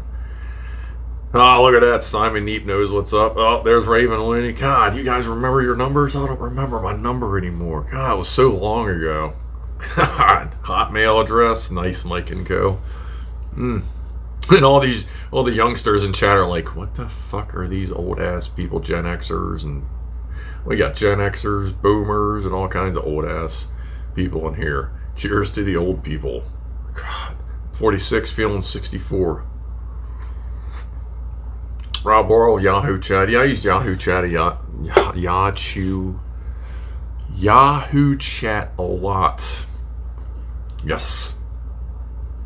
Mark Gray says they never did ICQ. They remember Merc though. Yeah, MIRC was a really easy program to customize, and when you got way too far into it, it was really easy to make it fast and efficient and do some crazy shit.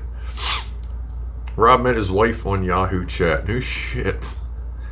Now, back when I was a bit more of a douchebag, I used to get a couple booty calls off of Yahoo Chat and AOL Chat. Oh, shit. Just Me says, yes, the old people, but the coding we know is still beyond the GUI interface. Yeah. Now you use Craigslist?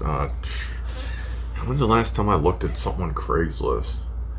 Oh, in January I was looking for everybody selling their old computers. I'm sorry, that was last January, not even this past, but like a year and a half ago January. I was looking for everybody selling their old computers once they got their Christmas presents because I needed a Minecraft server. And that ended up getting turned into a media server. Go figure. So now I have some other Minecraft server that I need to update, which may eventually become a big Clive Minecraft server, maybe? I don't know. Does anybody here play Minecraft still? Like, I kinda still dabble in it. I don't know. Martin Balmforth, same age as me. I ran loads of Yahoo groups and met my missus on MSN Messenger. Never used MSN Messenger. But back in the day, everybody had Messenger.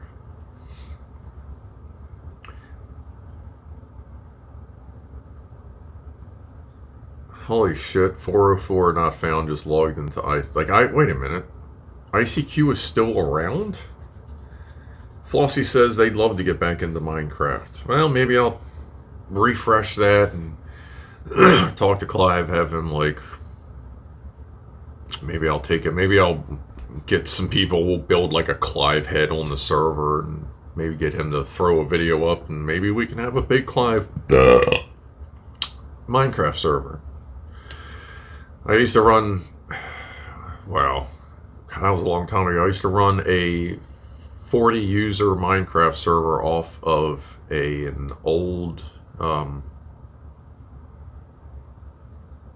is Chrome? Oh yeah, it was an old, like one of the real old OG Chromebooks that I installed a damn small Linux on, and then a Minecraft server. Like, actually have a Minecraft license for up to 7 individual servers.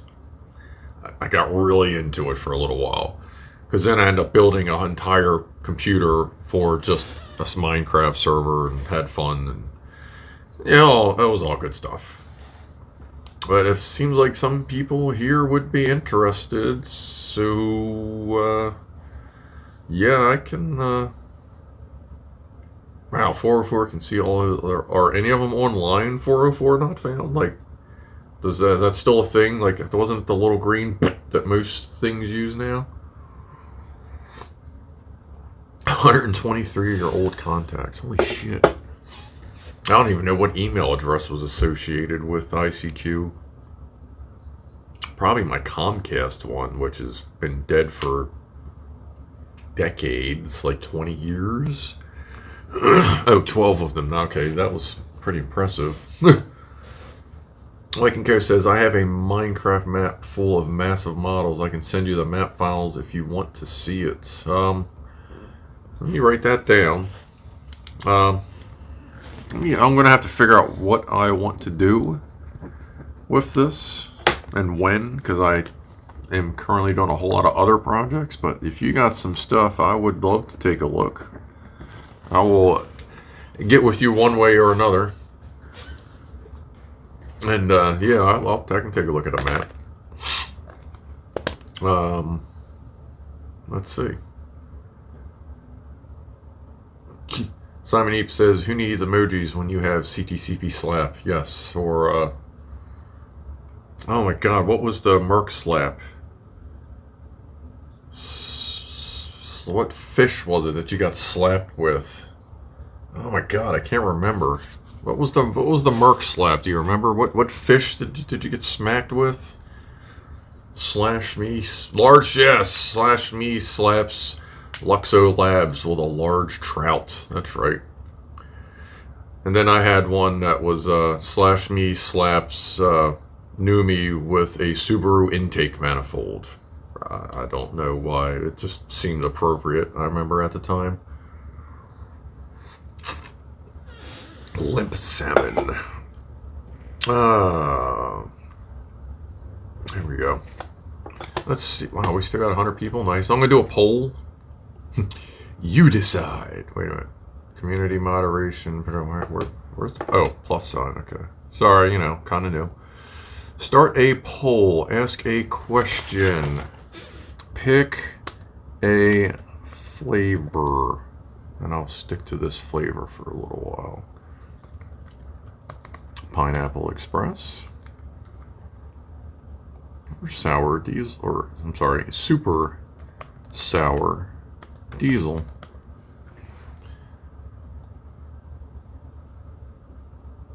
Did it work? Hey, it worked. Holy shit. Alright.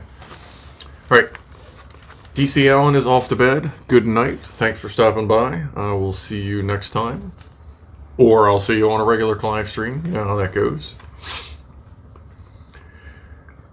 He's not the Messiah. He's a very naughty boy, says Martin Balmworth. Balmforth. Who is that? Ruffelman says a really big intake manifold.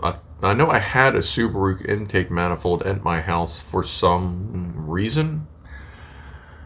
That was like 20 years ago, and I have no idea why, but it was literally sitting like... I lived in a studio apartment, so it was just a living room, and then a wall with a pass-through tabletop cut out on the wall with a little counter. And for some reason, the Subaru intake always sat on that counter. I don't remember why, though.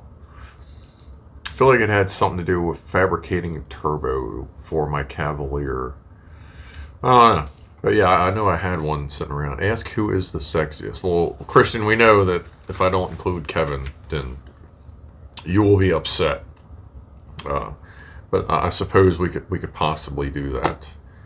Let's see. How? Okay. Oh, okay. There we go. Wow, 50 votes. All right, I'll give it a second. People are still voting. Kevin! Kevin's a good guy. Oh. Franco Walker. I still write software on my Speckies. Probably because Subarus removed the intakes and replaced them with giant air filters. Probably. Franco has Kevin's number as well. A flat 4 engine has a very wide intake manifold. Yeah, it was the intake, I think it was a forward-facing throttle body, and then the twin tubes that kind of went out to the flanges on it. I remember that. It looked kind of cool. I remember always looking at it going, man, you're almost a Spider. Or you're a really angry Spider. Because it's just with the 2 and 2. The ICQ client is over 100 megabytes. Holy shit. Oh yeah, that would take an age to download on dial-up. Oh my god, that'd be like, alright, well I'm going to go to bed. Guess it'll be ready after work. Alright, let's see. The poll. Wow, that is pretty split down for the super sour diesel. Alright. 60 votes. Thank you for voting. Lockwatcher says thanks. You're welcome. Zap Sparky, shall I text him? Who, Kevin? I mean, if you feel like you should, go for it. He's should be awake. It's what, 11:20 there? Alright, so this is my Super Sour Diesel. This is the 1 gram cartridge from Strain, Strane. It is 89.3% THC, and it is an OG sativa. Cheers. Oh, look, 620, 420 again somewhere. Cheers. Like, seriously, that was accidentally timed out perfectly. Nice.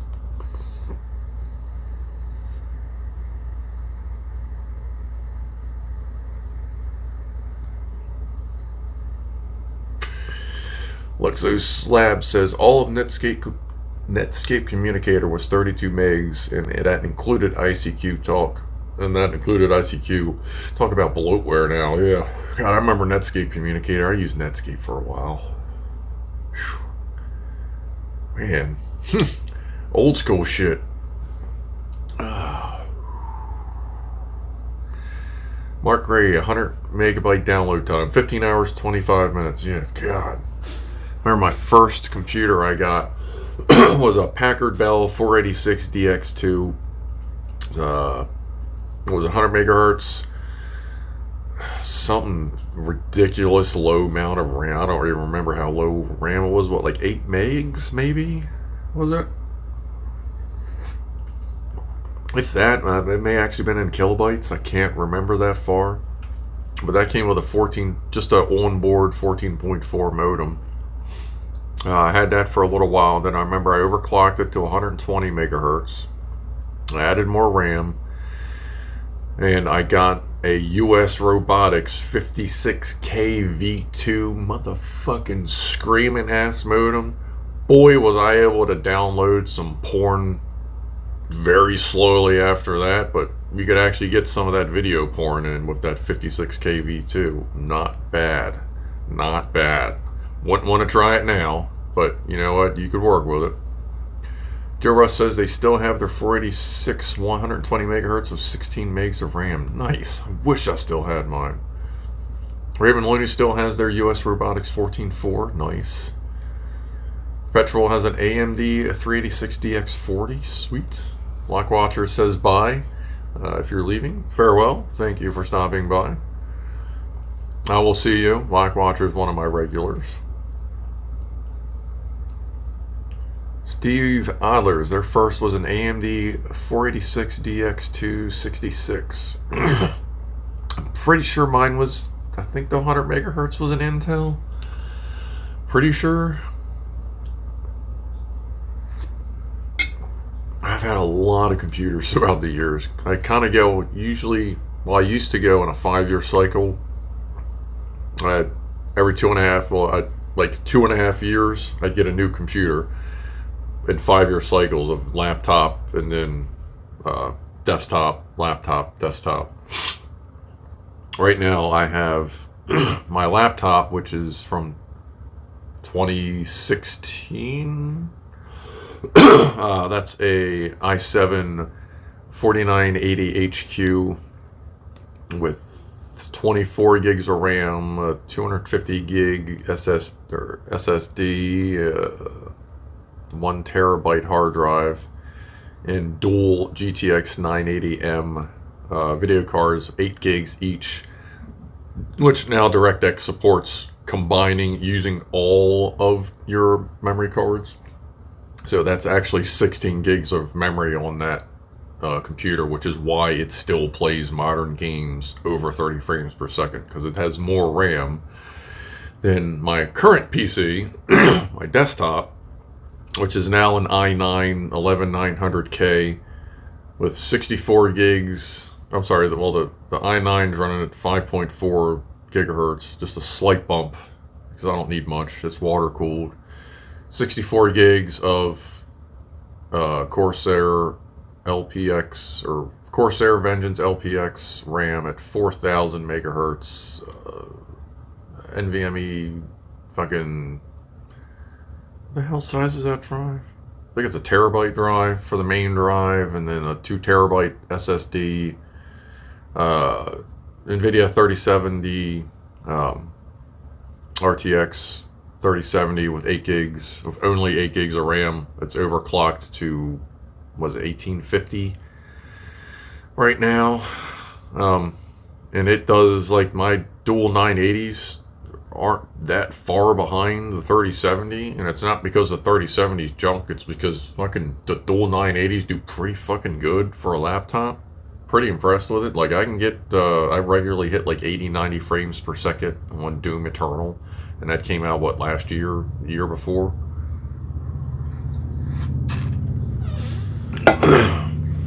So that's my current, like, main rigs, and then I got my Chromebook. I have an Intel Nook that I run. I have a Dell 3510 that's my current Minecraft server.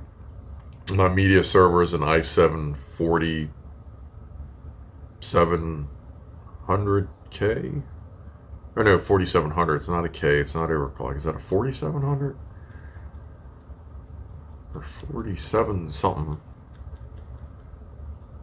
Oh, anyway, sorry. Trying to figure, like, I'm just like, woo, getting a little high, you know. It happens. Time is it 6? Oh, it's almost woofle time again. Look at that.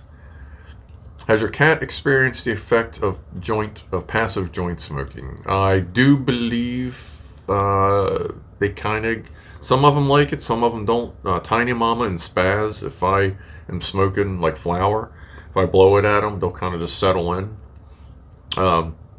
Trent, who used to be here, the black cat, which if you've been on the channel before, she crashes the streams all the time. If she heard a joint being lit, she would come to you because she really liked pot smoke. But Ronnie does not like anything, and Lee Scratch Perry, she's kind of hit or miss with pot smoke. But I think Spaz and Tiny Mama actually get something out of it.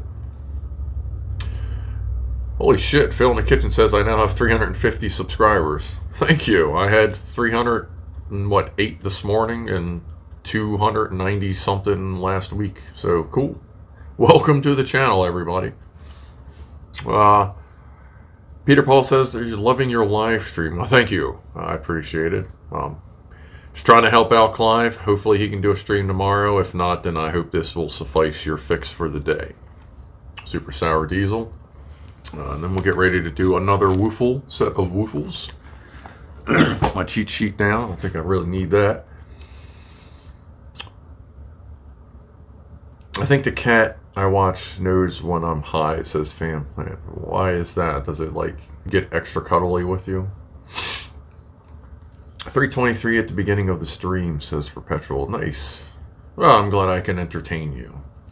Because you're kind of entertaining me, so we're kind of going back and forth, and that's pretty cool. By the way, like, if you didn't know it, if you hadn't caught it already on the Clive streams, like, I hang out on Discord a lot. Feel free to stop by. Usually on the big Clive one, that's the one I'm administrator of, but I do jump into the text channel on the technical family as well. But anyway,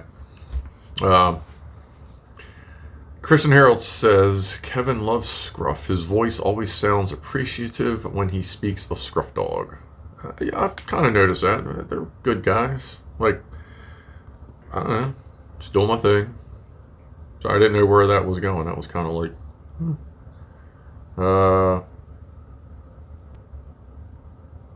you know what? I might make cookies tonight.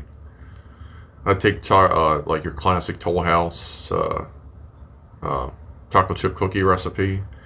I leave the regular chocolate chips in it, but then I add like a half a cup of dark chocolate, 72% dark chocolate chips, sometimes 85%, and put that in there so it's like a million chocolate chips in those mofos, and then bake them. Oh, even if you don't really like dark chocolate by itself, putting it in with milk chocolate and like into a sweet treat, you may appreciate it a little bit more.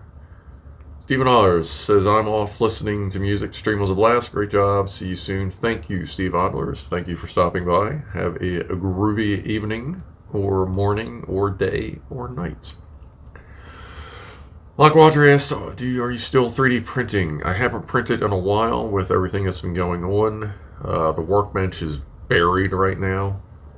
But I do actually have projects I need to do, actually some of them for work. I'm like the door plate guy. So like all the little like ID tags, like, this guy, vice president, this guy, fucking regional manager. Like I print them all out for all the office doors, and they are finishing up renovations. So I need to print out some signs pretty soon. And once that gets sorted, and I'm going to keep the bench clean from there on out, and then I'll actually start printing a lot more stuff. Again. Christian Harold says, but I thought you were sugar challenged. Yes, that's why I don't eat a lot of them all at once. And when I do, I'm like... But the dark chocolate also helps kill the sugar taste, because the sugar taste is what really kills me. So the dark chocolate helps quelch that a little bit. I think that helps, because I do eat the shit out of some chocolate chip cookies sometimes. But then I am quite hyper, and then I sugar crash later. Christian Harold, so do you ever quietly change their door plates after some time to see if they notice? I did to my regional service manager. I moved. That was how they got the idea. Well, I kind of moved. I didn't. So they got the idea for me to make door plates for them when I printed a door plate for him that led into the like rat-infested utility room. It was like blah blah blah name, regional service manager, and people were opening the door and just like it was like a gross room that eventually got cleaned up. And then after that, everybody was like, hey, that's good. But that plate sat there for months before they finally moved it.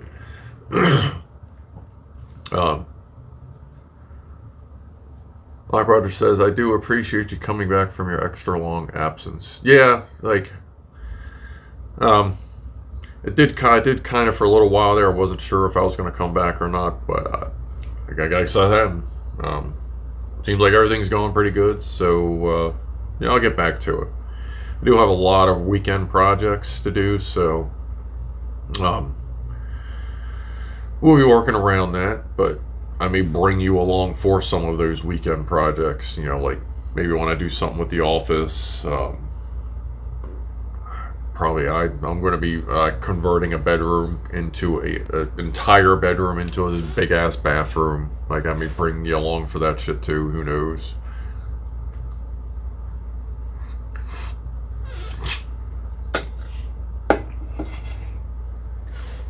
Martin Balmforth says, I was not allowed to eat cookies when I was a bus driver for a local rugby team due to them being herbal. Yeah, I don't, as much cannabis as I do, I don't make herbal food. I used to make a can of butter for reasons. And I still have the magical butter machine. I don't know if you see it. It's literally called the magic butter machine or magical butter.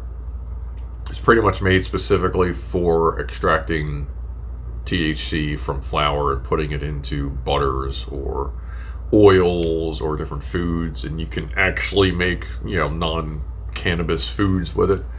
Like you can make a hell of a garlic butter with it. If you get real butter, real garlic, run it through it, heats it up, extracts it, and then you run it through a strainer, let it cool back down, and it is fucking shit, let me tell you. But I don't make cannabis food anymore. Every once in a while I may get some from a couple people I know that make it, but I'm pretty good just buying gummies from the dispensary since I have a medical card. Do the stairs go to a sex dungeon? No, those go up to the second floor. One side is storage and attic storage access, and the other side is like a chill room slash, I guess, guest room slash storage. Like I had an extra bed, an extra TV, so I kind of set up a guest room of sorts with an old table up there, and I got some storage in there as well. That's fast. But I kind of just call that the guest room. Just because it kind of looks like a hotel room with coolers and shit stored in it. Out in the closet in the guest room is where all my grow room equipment is. I have a bunch of grow tents. I used to grow a lot of pot.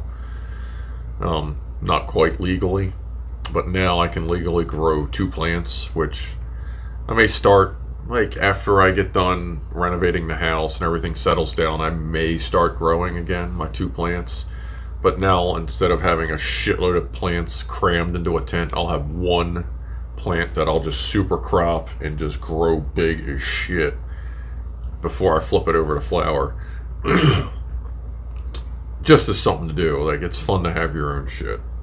And I got a couple people I know that said they'd be willing to give me clones, either given to me or selling to me for a couple bucks, which is cool.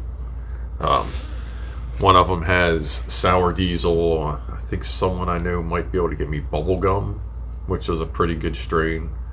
I think someone I know has White Widow, which I used to grow. I used to grow White Widow XLS. Is it XLSR? Like the super strain version of White Widow. I grew that, and I grew AK-47. And then I got rid of the AK-47 and started growing Jack Herrera. And the White Widow and Jack Herrera, I used to call it Jack White. And it turns out someone else thought about that a couple years ago, and did the same but like an actual crossbreed of it, and not just a flower mixture. And there's a Jack White one that tastes about the same as what my mixture used to be. But that was a lot to do, because I had a lot of plants up in that room. I typically had up to 48 plants, including clones. So they weren't all big plants. They were in various stages, but I'll be just fine with just 2, because then it doesn't become so much of a job. It's just something to do. And that's if I even start growing again, because I got a lot of shit to do right now. I got a lot to fix in this house. And I'm having fun doing it. Who does the naming? I have no idea. People who are really stoned, because as far as strain names goes, especially since it's being legalized everywhere, you can pretty much pick any 2 words, put them together, and you'll probably have a strain. It's almost kind of like Rule 34. If it exists, a porn of it exists. It's kind of like Rule 42, Rule 420.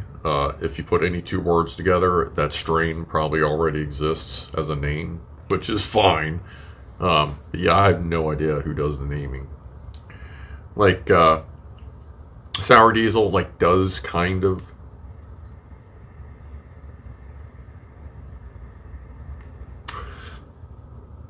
have almost a diesel fuel taste, but not like a gross one. It's kind of hard to describe. If you've ever had it, you're kind of like, yeah, alright. It's got a diesel fuel taste, but not a gross one. It's hard to explain. But then they have Skittles and different berry mixes that taste like sugar. They have Cool Mint or Candy Cane, which, as far as I can tell, it's the same thing. It's just in the winter they call it candy cane because of Christmas. But it tastes just like your cheap ass little white and red candy canes that grandma always has. It tastes exactly like them.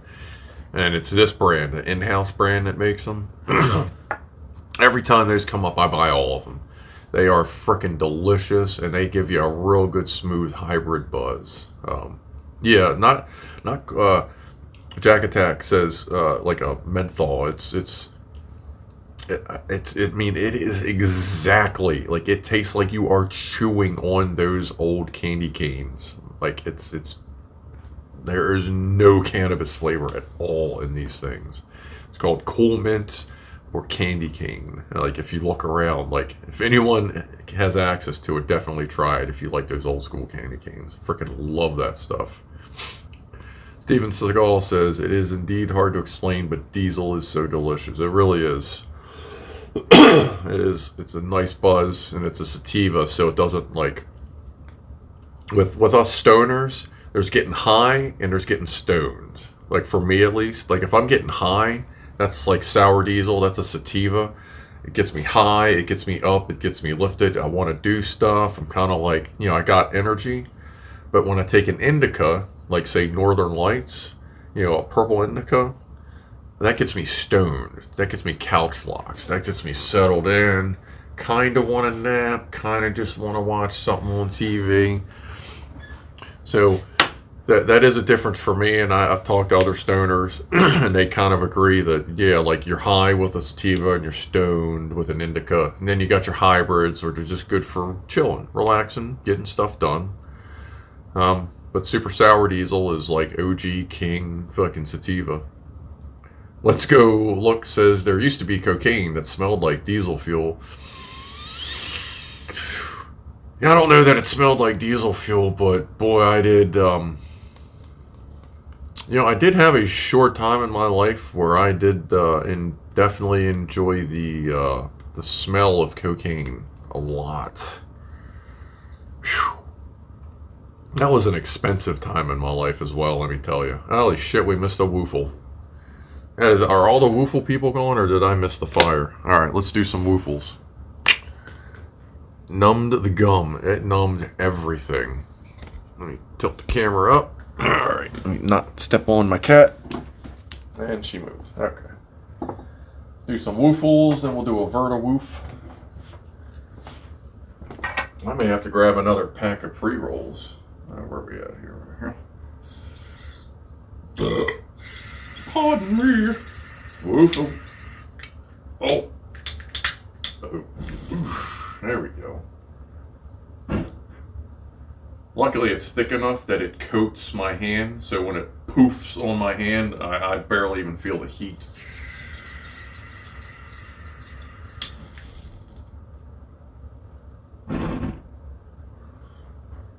And I just have a soapy hand,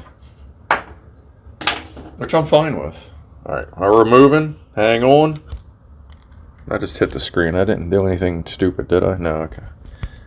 So Christ, if I hit the stop button, I'm gonna poop. Alright, there's my ceiling. Forgot to turn the fan on again, which is fine. Alright, Verta Woofle.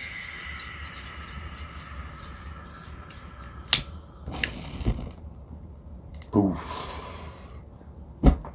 I kind of try to move out of the way for it. One more.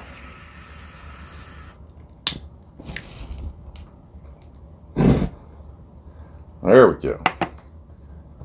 Drop that in there. Alright, we're going for a ride. Oh, you know what? We have 87 viewers. We're still going strong. How about I go grab another little binger joint, and we'll have another smoke. What's up, little girl? Excuse me. That's good enough. Lee Scratch Perry just got up. I kinda gotta pee. Drink. Yeah. Oh yeah. Sorry. Here's hide the eyes. This is our next one. This is Casino Kush Pie. Like I said, just put words together. Casino Kush Pie. Oh, and these come with stickers too. I actually have a bunch of these stickers. Hide the eyes.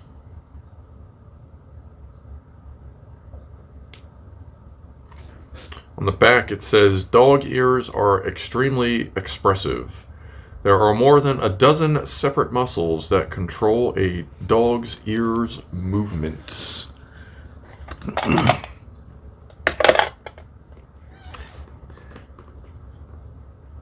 Can you be like Clive and just pee on the street? Like, I mean, I can. I actually am thinking I may go pee before I light this joint up. I, however, do not have a Bluetooth microphone to take you with me while I go pee. And I'm not unclipping the phone to take you on a house tour. So yeah, why don't we have a pee break real quick? Like, we're coming up on 3 hours. That's not bad. Lee is up and moving, so who knows, she may stop by. But I'm going to go pee.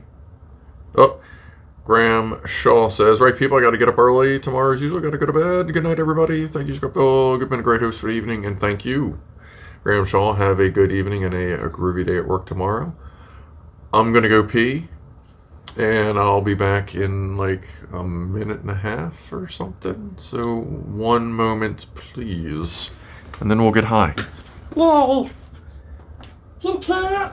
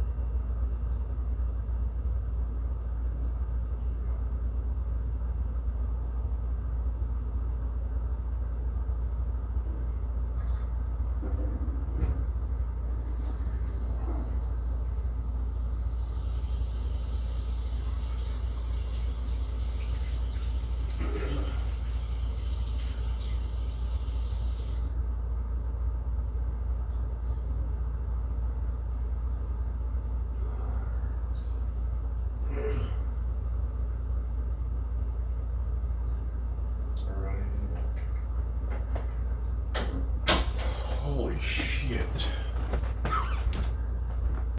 Oh, that was a good idea. God damn.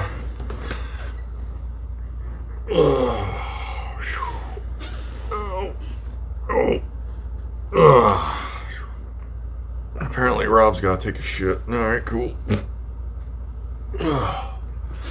Whew, cracked my neck a little bit. Ow. Everybody have a stretch, you know what? Whew. Christian Harold, yes, it was a very good piss. I definitely needed that.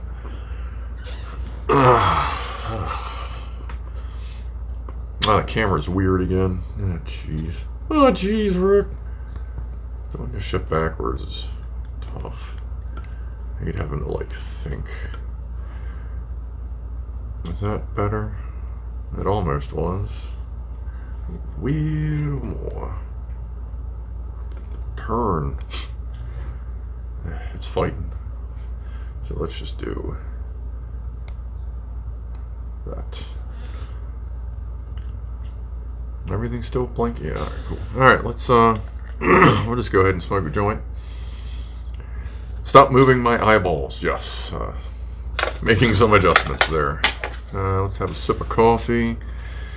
What is the cost a kilowatt hour of power and natural gas there? What is it?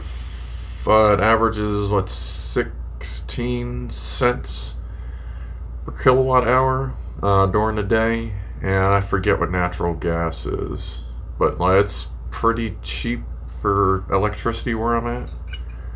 Like, I know, if I'm not mistaken, a lot of UK guys says it's like 55 to 60 per kilowatt hour. So it's not bad here at all.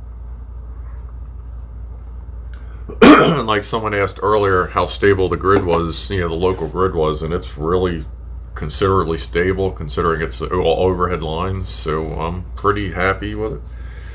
Is my generator on a transfer switch, Christian Harold? No, it is not. I have a procedure, like actually have in a book, of what I need to do step by step. It's very clear in case someone else needs to do it, of what you need to do and what order you need to flip breakers in to isolate my generator panel from my main panel. Because I have like my main panel, it's got most of my shit in it, and then I have my secondary sub panel, which has my refrigerators, my air conditioner, various specific outlets here and there. And I can have breakers set up that I can shut them down to isolate that panel for just the generator, and I can leave the other panel live, and when power comes back on, everything on there will turn on and be isolated from the refrigerator and all that other shit, and then I can just turn the generator off. I have a procedure to go backwards and make sure everything's safe. But yes, I do actually want to get a automatic switch, just to save the hassle of having to have a manual. Just have it fucking go and waiting for me to start the generator. Katrina Bryce says 60 pence, which is about a 77 cents per kilowatt hour. That is fucking insane. Like, I cannot believe that. Like, I thought, like, we thought we got raped. Like, in Maryland, we thought we got raped over the coals by, oh yeah, cheers. What the fuck? How the fuck I forget to light a joint? Because I'm already high. Alright, yeah, cheers. If you got a joint, go ahead and light them up. If you got a drink, go ahead and shoot it. And then we'll just do another cheers in 9 minutes anyway. Kind of do that a lot here.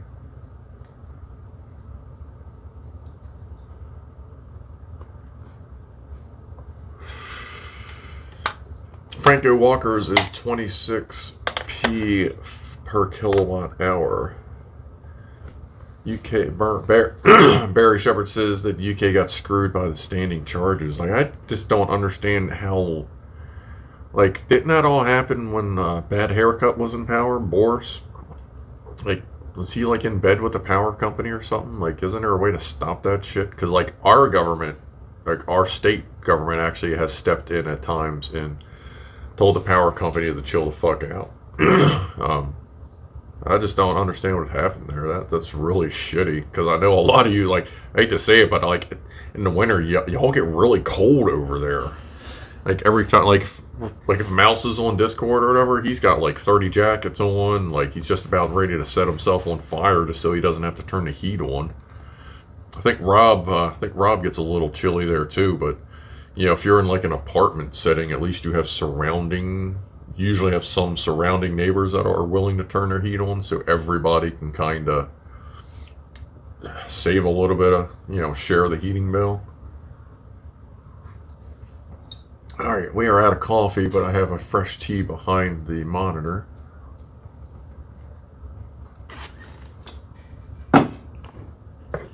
And this is where I go for my cannabis. Health for Life. Great bunch of people there. Highly recommend it if you're in Maryland and in the area. There's like 3 of them throughout Maryland. They're cool. Really nice people. I've been dealing with them since I went legal 3 years ago. Top End Spoonie says, thanks for the stream, Scruff Dog. I came in late but can't stay, but they will rewatch it later. Thank you for stopping by. Seems like it's been a pretty good stream, and it's almost 3 hours. That is crazy. How much do pre-roll joints cost? Asks 404 not found. Your SunMed, which is your quote-unquote lower end, even though they're kind of getting a little bit better. They're usually about $7 a piece for like 20% THC.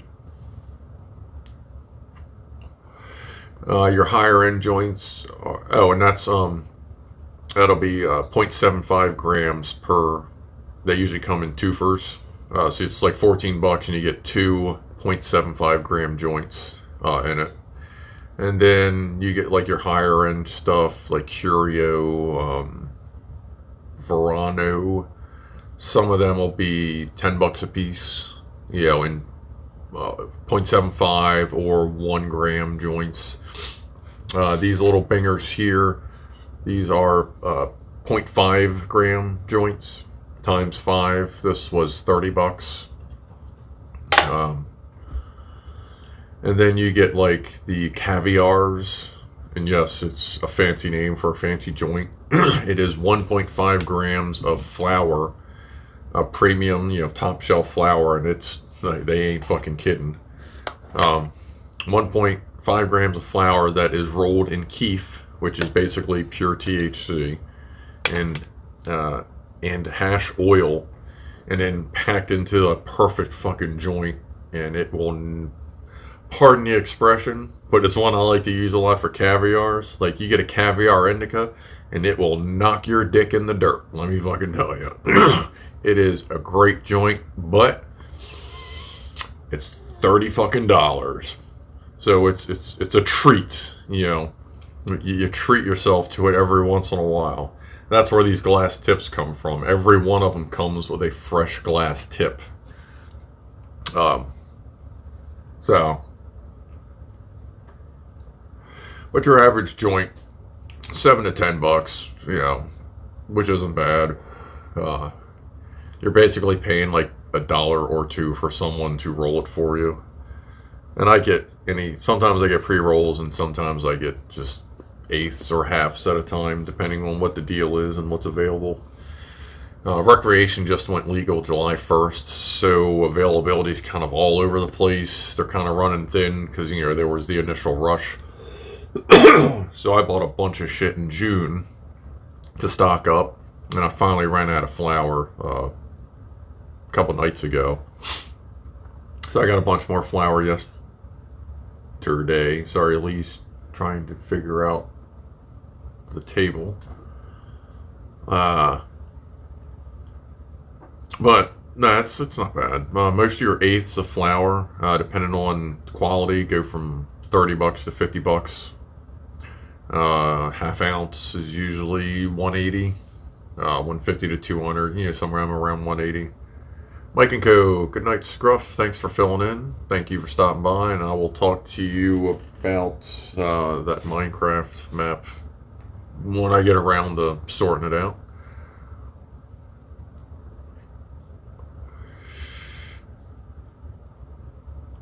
Oh, I spy cat ears. There's a cat there. Are there more cats around? She's right behind. She's trying to get into. She's going into the bay window.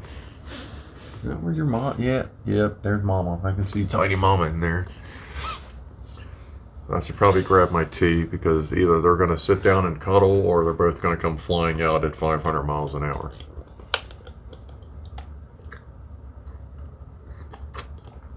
Rob says he thinks I have my own parking space at the local weed shop. Not quite. That would be neat, though. I mean, I wouldn't complain. Let's Go Look says they are sticking with Street Bud. The dispensary prices are insane. Here, it's kind of about the same. Quote-unquote black market, which at this point is more gray market weed, is about the same as medical right now. That may change a little bit as recreational starts shifting around, and maybe the gray market loses some. But for a long time, they were about the same, even though as far as weight for weight, medical was a little bit higher grade. Weight for weight, they cost about the same. Can you DoorDash weed? I think you can now, yes. I know in DC they did that all the time. In Washington, D.C., they legalized weed, and they passed all the bills for it.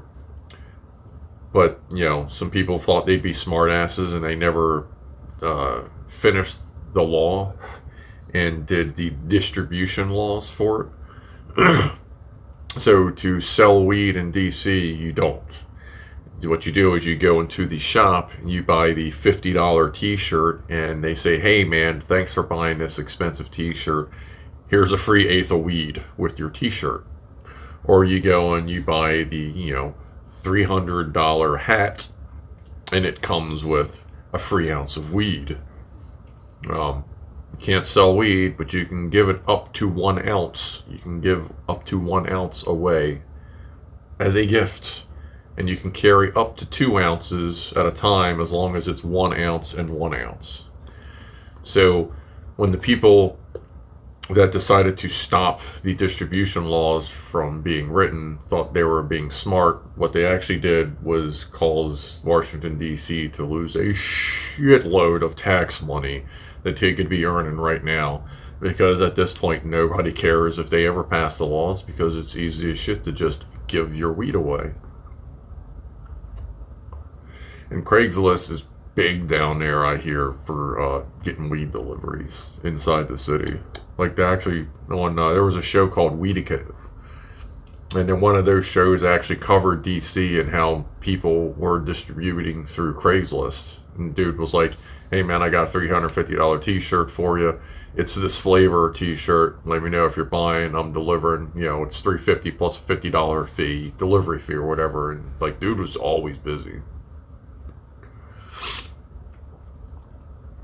Yeah, very expensive hat. But you know, the free gift was always appreciated with that expensive ass hat. Mondo Deft as a Brush says Japanese cars made mechanics buy new tools. Yeah, specifically Phillips screwdrivers. I always thought it was weird that, like, working on my 95 Honda CBR 600 F3 Super Sport, I always had issues with the damn Phillips screws until I realized that they were the Japanese, what is it, JF something? Is that what it is? But now I have multiple sets of Japanese stuff and standard Phillips screwdriver heads.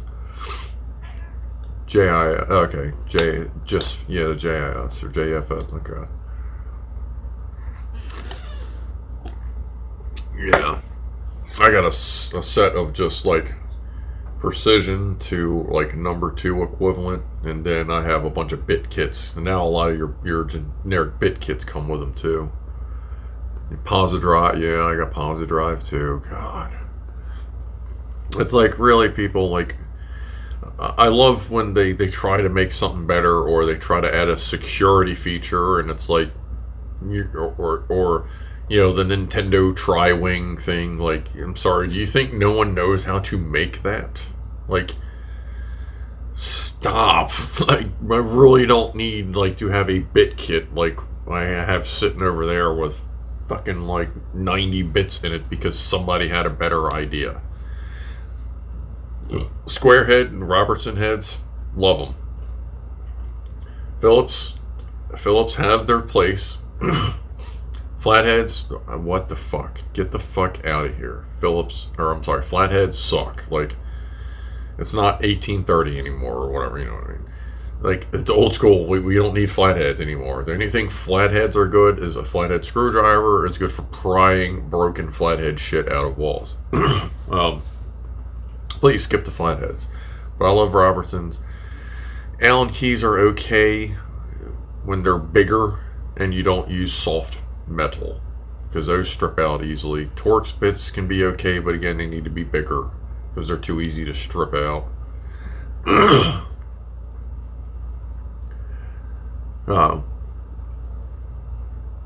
Like, don't put a fucking T10 in like a chassis or on a headlight adjuster, because anything, it's just going to get corroded and shitty, and like, it's, you know what I mean? Like, manufacturers need to kind of use their brains a little bit more on where they're putting this shit. Mini rants, I guess. I don't know. I worked in the automotive industry, you know, as a parts guy for a little while, but also learning, and you know, I work on my own cars. I build engines. I can redo transmissions. I do everything on a car except for literally the tires and alignment. I can do my own tires. Like, I have tools to change my own tires, like literally pull the rubber off the rim and all that shit, but I don't have a balancing machine and I don't have an alignment rack.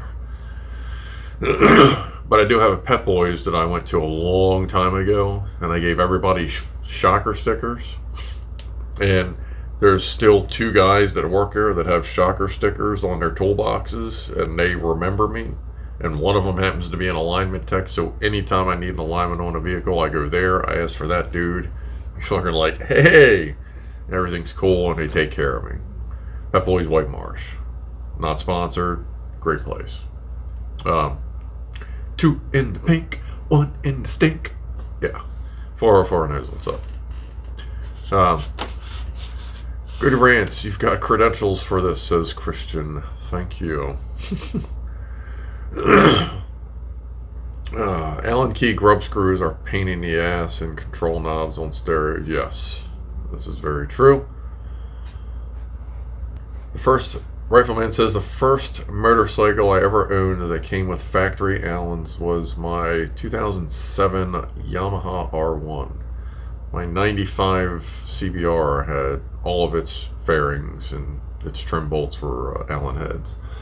I think they were M5s with M5 Allen head, or Allen key with M4 M4 1.0 threads, I think is on most of the CBRs.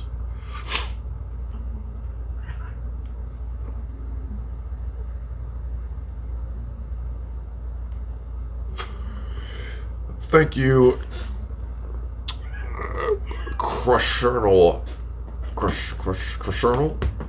Nice stream.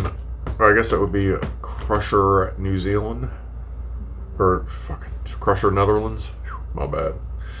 Nice stream. Been a while for a 3+ hour Clive stream. Good job. Thank you.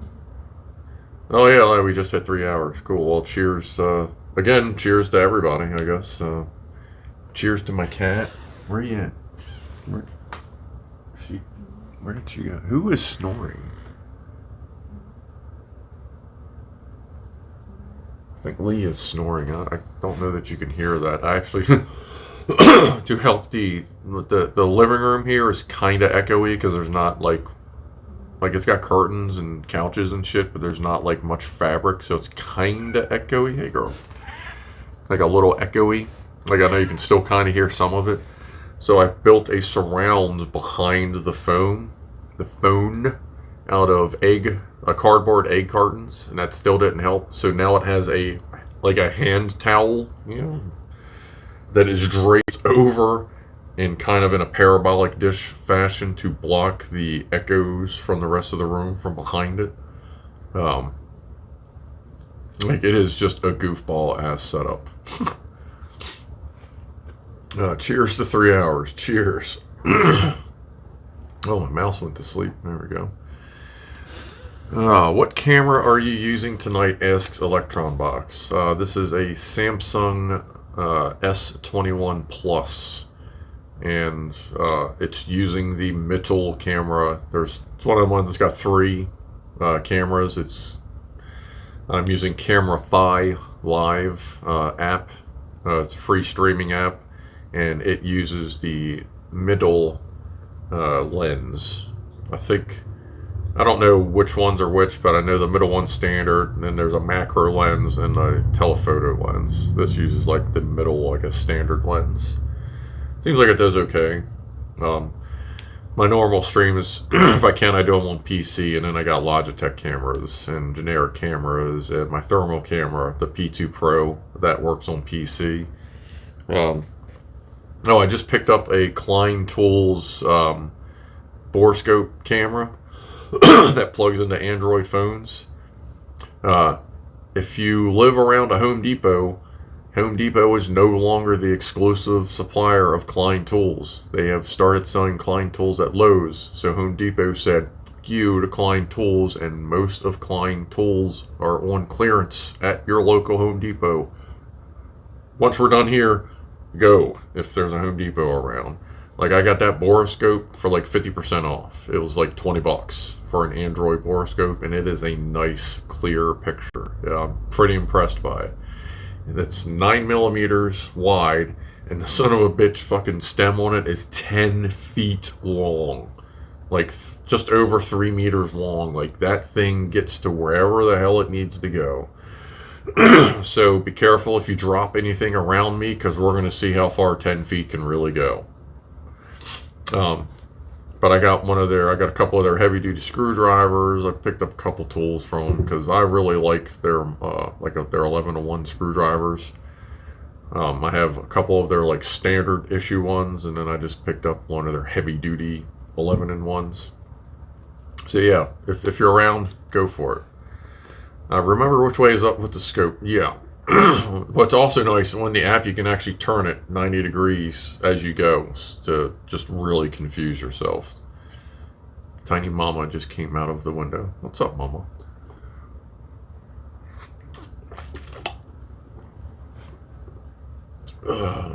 Rifleman says Klein is really good stuff. They are. Everything I bought from them has been good. I use their wire strippers. I have millions of wire stripper sets at this point, so I didn't bother getting any more of those. But no, I really like Klein tools. There's Edward Bird. If you can make every curve 10 feet is going to get you a quarter of the way there. Well, Ed, one way or another, we can just cram it. We'll get something going in there. Peter Harkin says, sorry I'm late. What did I miss? You've missed me rambling on for just over 3 hours, and there's still over 70 people here. Neat. There's Tiny Mama. Hey, what's up? You coming over? Hello, Mama. Yeah, I guess I can turn this back down a little bit. Hello, Mama. So this is Ronnie. That's his mom. She is Tiny Mama because she is very small. She was very malnourished when I adopted her from my neighbor's shed. She was just an alley cat living under the shed. Brought her in, and she was so thin I could almost touch my fingers together around her waist. She was roughly 6 months old, and we took her to the vet the next day. They gave her a bunch of tests, said everything was good. She tested negative for pregnancy, everything was cool. So we had her in here, she was doing her thing. And then we noticed she started filling in really well, especially in one spot. And a cat's gestation period, or length of pregnancy, like a human, is 9 months. Cats are 65 days. And the 65th day we owned her, we got 5 kittens. And we kept the family together, like me and my ex-wife, up until the divorce. But we didn't want to break the family up, and we had all of them, plus Spaz, who was here before. So that's why I had 7 cats. Now I have 4. It's a little more manageable, but it does suck that you got to break the family up. Jonathan Hughes, welcome. I'm still rambling on. Kinda high. That's okay. But now, like Tiny Mama, she's really small. The first day I had her, every poop she had was just pure grass. That's all. Apparently, all she was eating for who knows how long. But now she's a little badass. Her other nickname is the Tiny Tank. There was an instance once where an outside cat ended up in the house, and you would have thought that there was a frickin' tiger in, she just almost destroyed this other cat, just in noise, sound, motion. It was insane. She's a little badass. Her name is Bow Bow. B-A-U space capital B-A-U. Named after my neighbors, since they're the one that came to me to rescue her. But I usually just call her Tiny Mama. If she's running around, a lot of times if I go Tiny Mama, it's like she knows I'm talking about her, and she'll be like, depending on where she's at, I don't know where she went, but she does know her name. Spaz is right at my feet.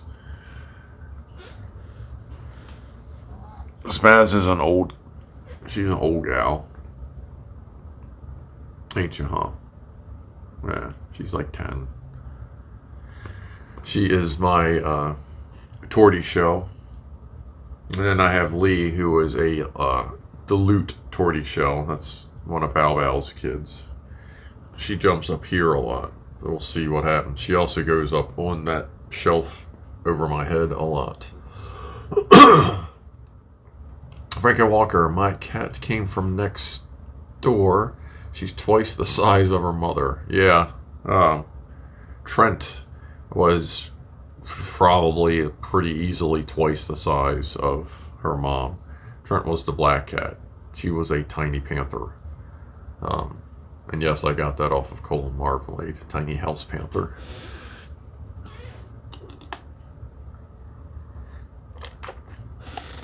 Yes, Rob. Yes, Rob. Tiny Mama is a straight up boss.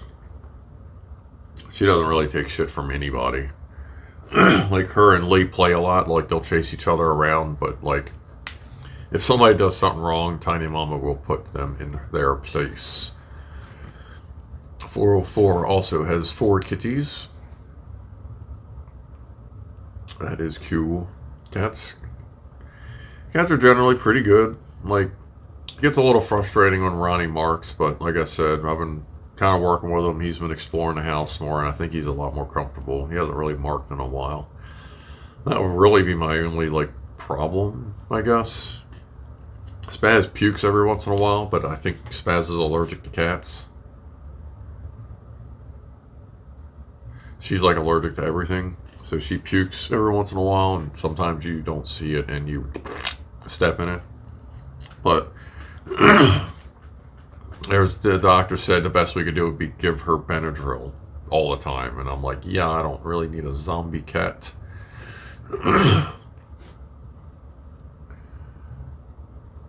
Lee is working on destroying my speaker, I think. Oh, yeah, here she comes.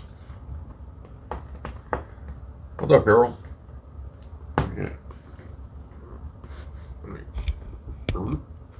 Hey, girl. That's Lee Scratchberry.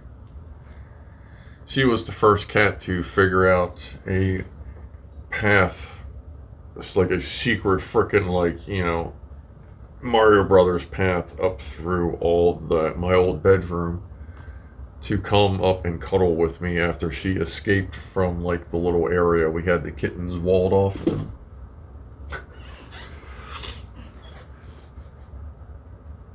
Like, she likes to cuddle with me a lot. Like, I'll take naps during the day, and I wake up and she's usually sleeping on me, around me, and so is Spaz. Whenever I take a nap, I'm usually surrounded by 2 or 3 cats.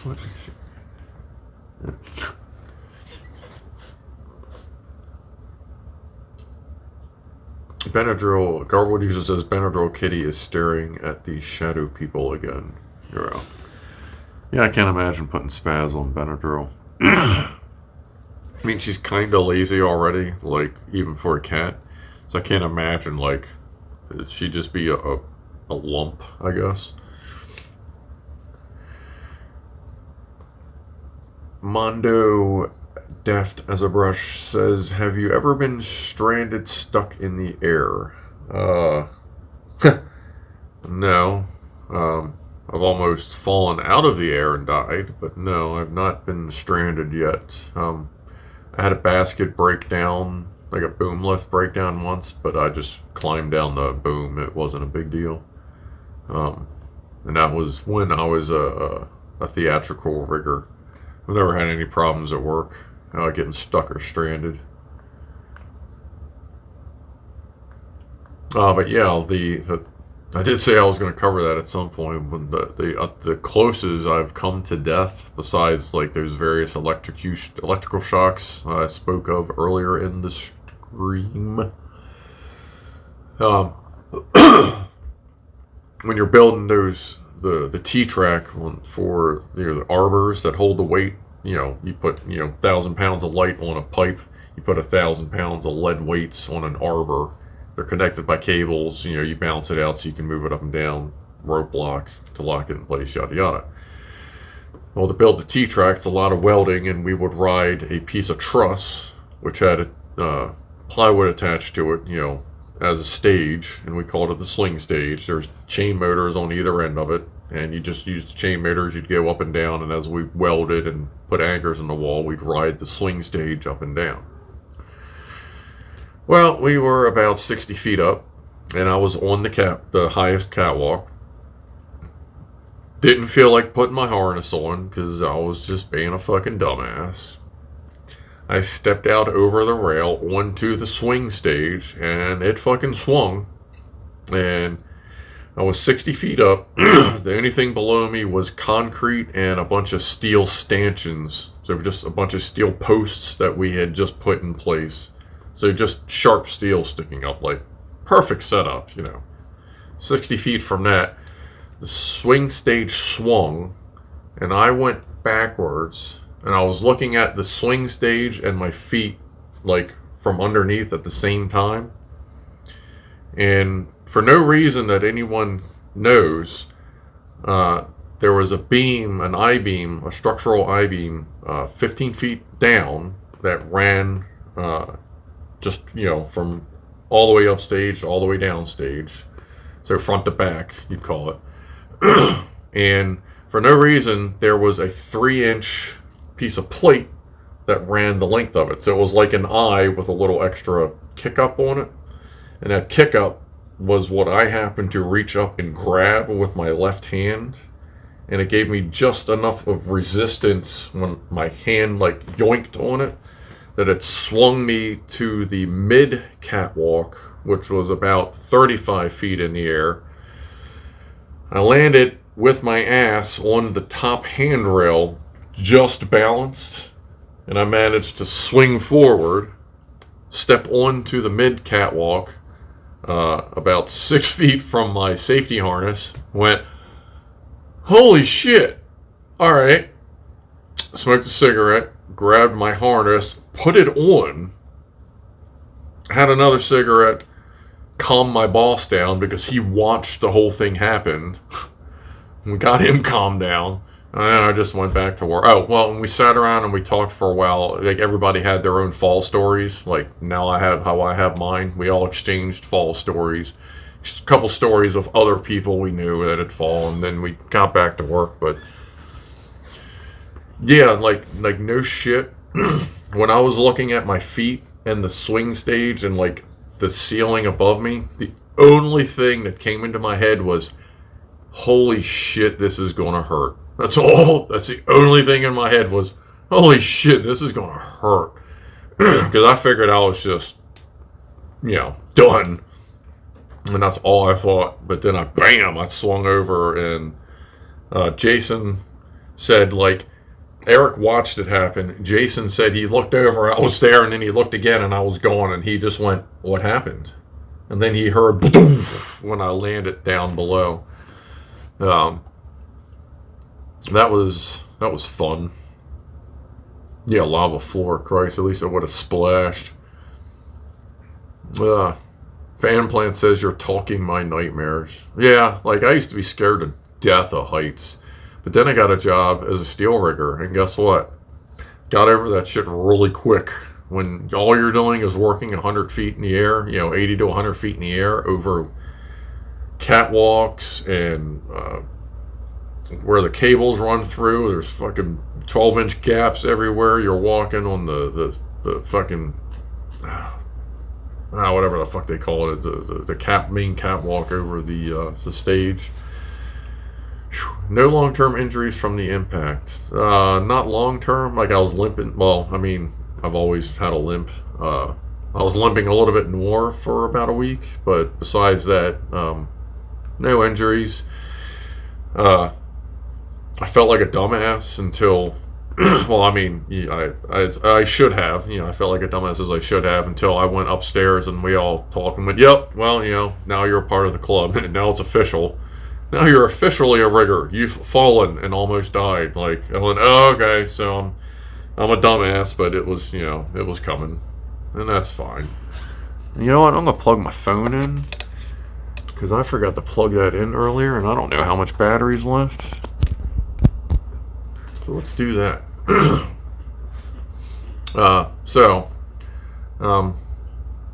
Besides getting, dead short in the electrical pole and getting knocked back, As far as I can tell, that was my muscles launching me backwards. And that fall. Yeah, that was fun. Did a lot of rappelling. That's when I first learned to rappel too, when I was a steel rigger. The first time I ever rappelled, they just kind of threw me out over the ledge with not even a wall to kick off of, just a straight down. But they had someone on the bottom that could pull the rope. You know, as long as you have your rope going through the figure eight properly, if you have someone on the ground, they can just pull down and they will stop you. Which can also be bad because they can pull down, tie it off, or put a weight on that motherfucker, and then you're kind of stuck in the air, which sometimes happens as well. But that's how I learned to rappel after I became a steel rigger. That was fun. See, Mondo Daft as a Brush says, I saw a bucket pin shear and the operator hanging on his harness with the basket hanging on the hoses, and we got him down, but no kids for him in the future. Yeah, if your harness isn't tight and strapped and fitted just right, and you're a guy, and I suppose it could affect a female equipped, you get that wrong pinch with the straps, and yeah, you and your significant other will definitely be on a break for a moment. Luckily, the harnesses I have seats actually built into them, so it's a little harder to. But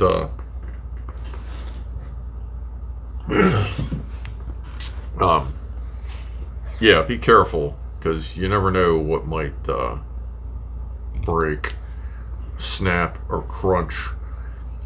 Now, Lockwatcher says I worked above the grid at 80 feet. Yeah, grid. Thank you.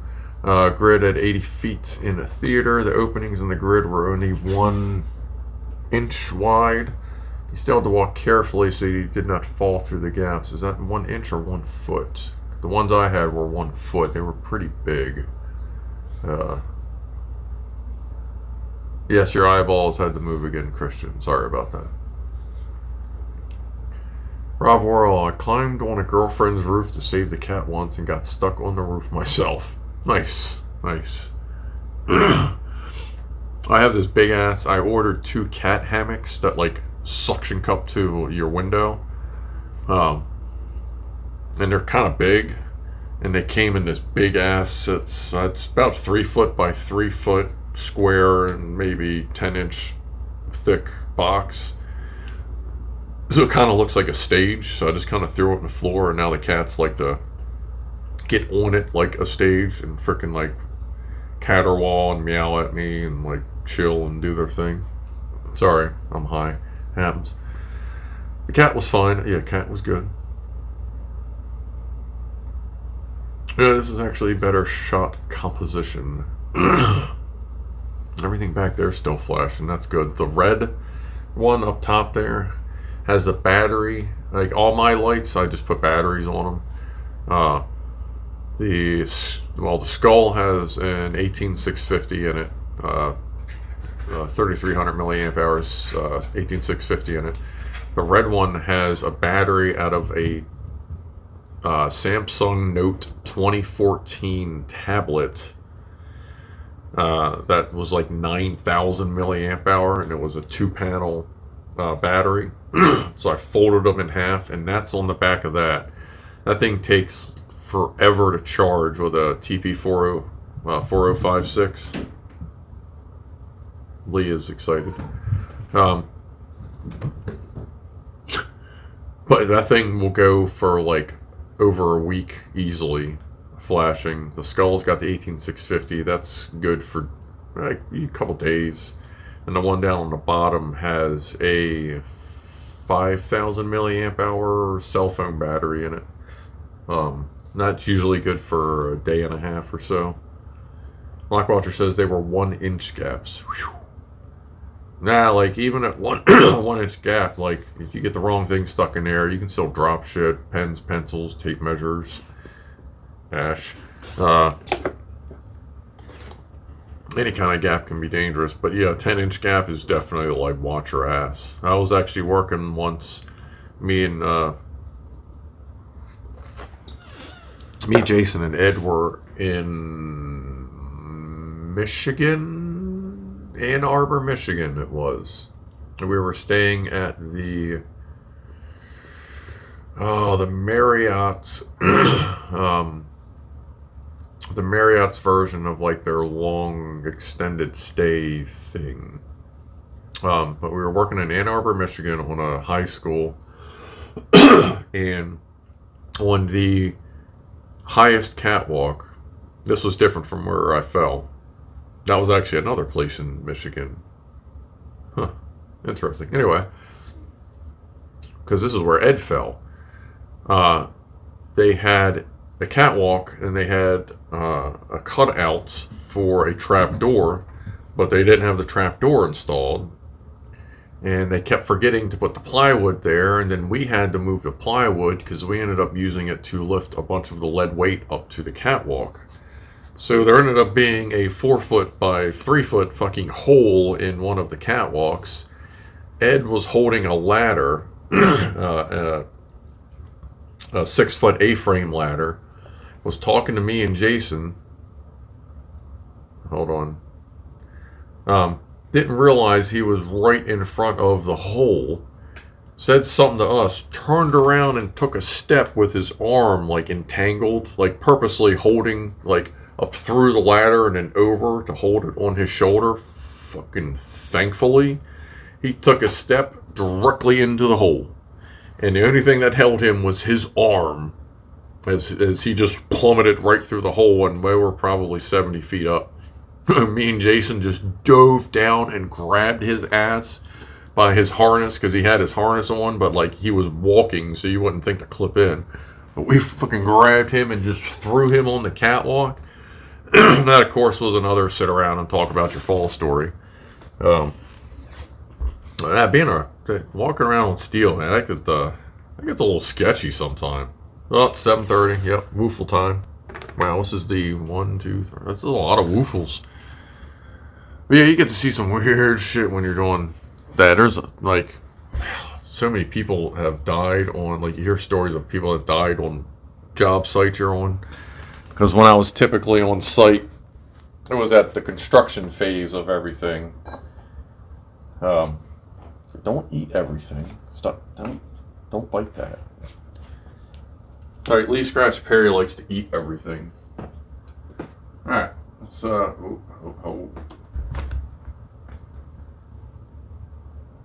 this kind of complicates that. Alright, we gotta set things on fire.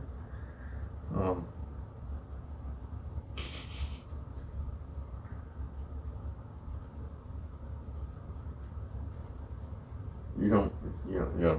I don't think she cares that we want to set things on fire. Let me see if we can get a Verta-Woofle in. Because I can kind of keep her from coming over here. Because she's kind of settled in. So I guess we're going to have to do the Verta-Woofle. Where was my battery at? Battery's at 30%. Glad I plugged it in. Alright, get ready to get ready to ride. We're going to go Verta-Woofle. Because I don't want to, woofle my cat.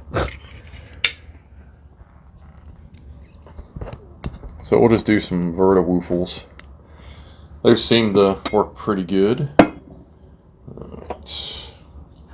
Fan is off. Cat is clear.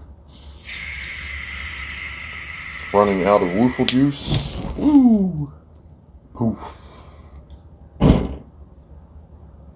Alright, let's try to go like here.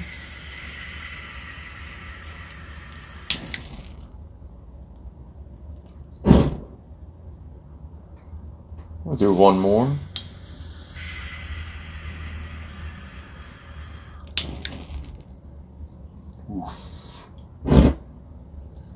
Alright. I don't want to woofle my cat, so.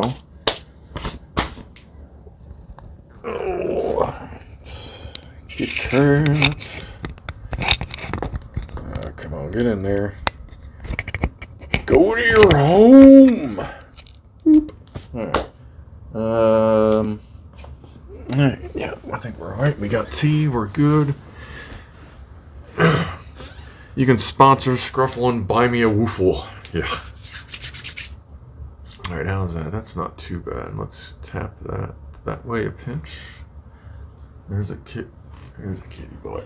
What's up, pretty girl?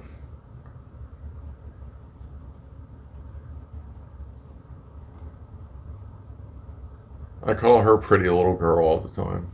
He's a pretty little girl. Thank you. He's a pretty little girl. Like when she, like I was saying before, she was the first one as a little nugget kitten to like, it was like some like Tomb Raider, Lara Croft shit, the path I finally saw her take to get out of like the little pen that was set up for all the kittens. Climbed up out of that, up a chair, across a storage container, like across another container, across a dresser, part of the bed, and then up and over so she could go to sleep like on my leg. Found her like that a couple nights, like this tiny little fluff nugget.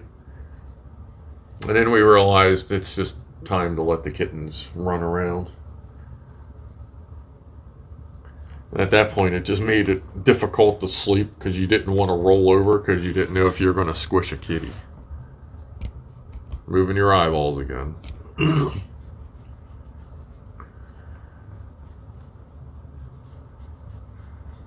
Phone plugged it. Oh yeah, let me plug that phone back in. Thank you, Zapped Sparky. Hey girl. No fire cats, Rifleman says. Bad luck. Yes, very bad luck. Franco Walker loves the smoke rings.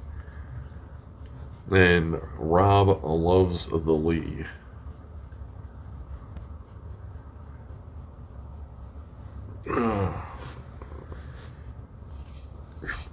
Took ages to blow smoke rings. Woofle every time.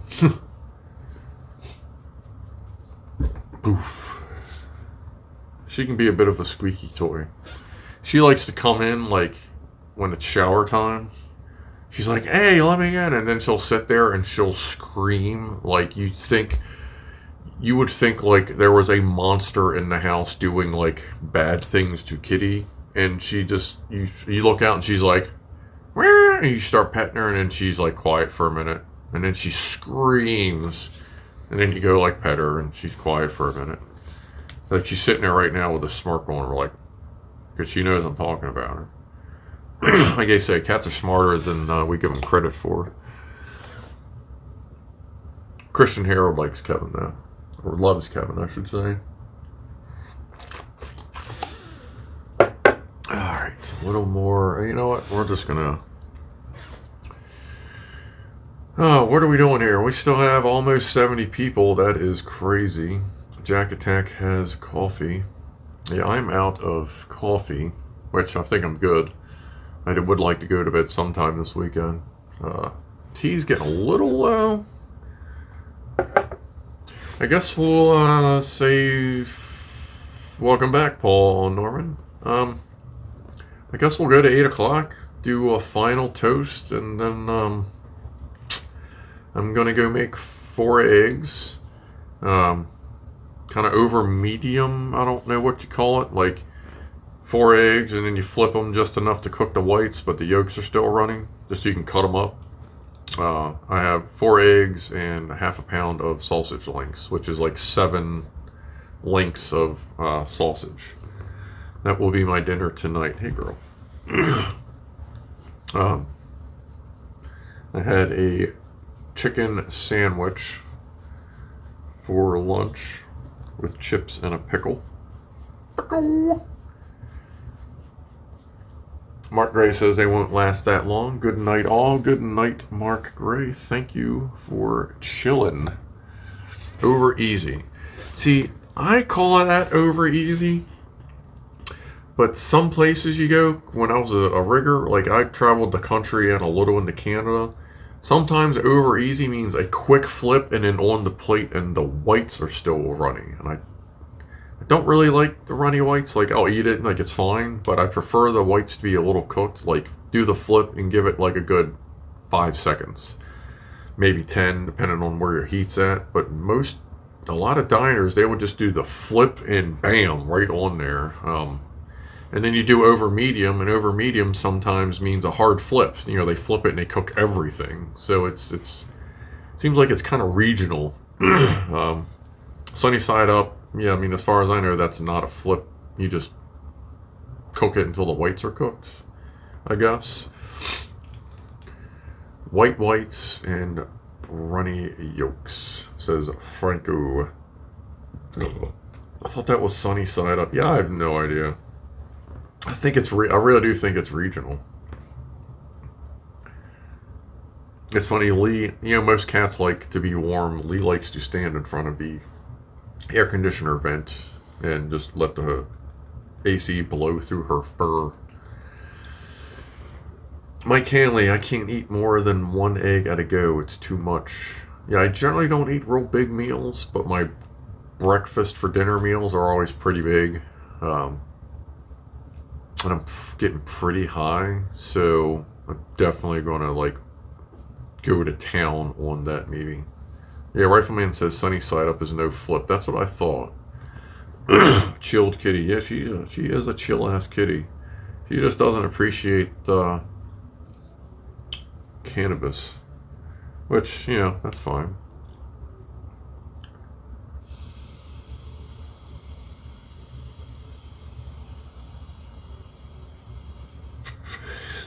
She looks like a gray cat that, like, ran through a cinnamon factory. 404 says the munchies are going to hit hard. Yeah, I'm pretty hungry, but I can last another 20 minutes. That's fine. Because I'll just leave all this shit sitting here and then go make something to eat and then come back and sort out the mess. Like, I'm telling you, it looks funny as shit. Like, my big tripod is drafting taped down to the console TV. But it's like just at eye level the way I got it, so that seemed to work pretty good. I'm going to try, since the stream seemed to go pretty good, just in case Clive needs a tag in again. I'm going to try and get the office done. So if Clive needs a hand next week, maybe I can do this from the office in a better setup with multi-cameras, and we can more easily do multiple things. Like some of my regular viewers, you know, they've seen my other setups, but I'd love to be able to do that. So I'll try to streamline the office build just in case I need to do another fill-in stream, I guess.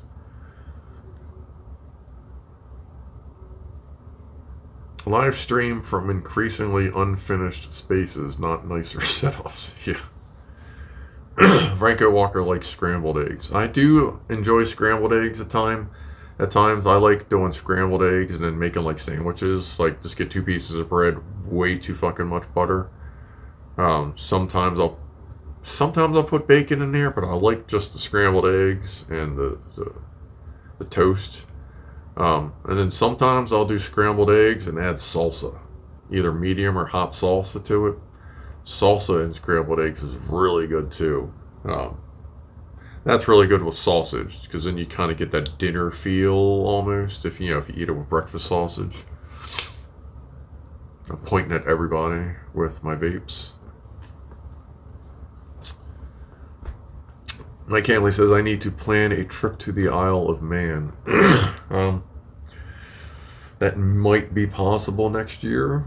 Like, it has been discussed that I may do a tour of some buddies, like, throughout the UK, including Clive and Kevin and all them. Maybe maybe try to time a Glasgow meet or something. Me and Clive kind of touched on that a while ago. But yeah, like, if I go to the UK, like, I'll let everybody know. Like, I'm sure Clive will probably say something, and maybe have a Manx Beard Club meetup, because by the time I get there, my beard should be in pretty full swing. A spam omelet is the tits, says Martin Baumforth. Spam is kind of hit or miss for me. I haven't had a good omelet in a while, but spam, like, I really got to be in the mood for spam. And if anyone wants to know what spam is, nobody really knows. It's like,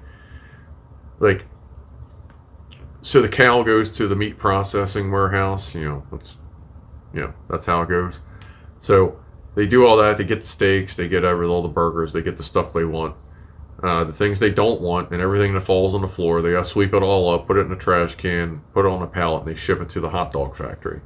Hot dog factory takes what they want, goes through, processes it, yada yada. Everything they don't want and everything that falls on the floor, they sweep it up, put it in a box, put it on a pallet, and they send it to the Braunschweiger factory. So they make Braunschweiger with all that. They add in some rats they found locally and any small children that they can lure into the factory. That all goes into Braunschweiger. The tennis shoes and socks, and then all the leftovers and everything that fell on the floor goes into a box. And then they send that to the Spam factory, and then that's how they make Spam.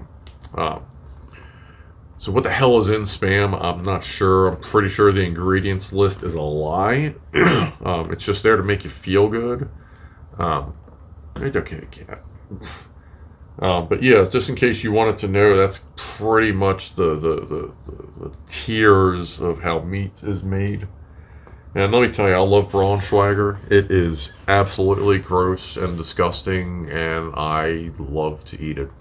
I have no idea why.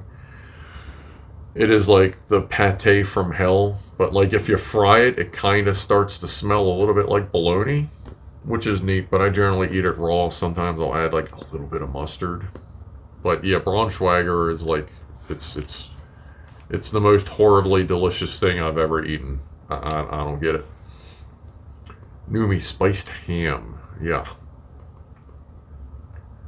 Frank Walker says, so that's why Spam tastes so good. Yeah, you figure it's been seasoned in all these different levels so many times. Like, it's got to be delicious at that point. Welcome to the Meat Review channel. Yes.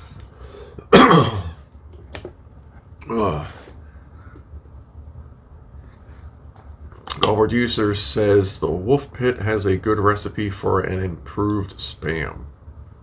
Oh, you could come up with yeah, there's a lot of ways. Yeah, you could improve Spam. Yeah.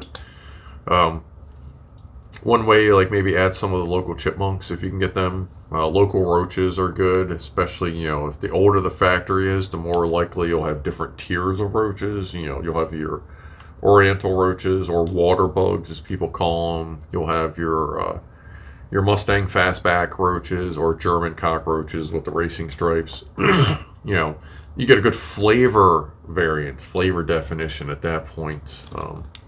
If you catch any birds in the warehouse, just whole thing. The feathers add texture. There's a kitty butt. What you doing, girl? Your little black nose.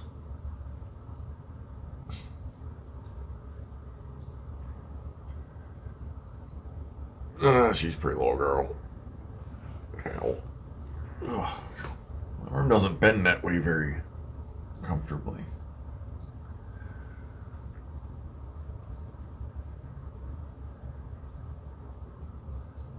I have a picture of her like hanging out on my shoulder, her and Trent, when they were kittens. Like, she's literally sitting there just like chilling. Ain't you, little girl?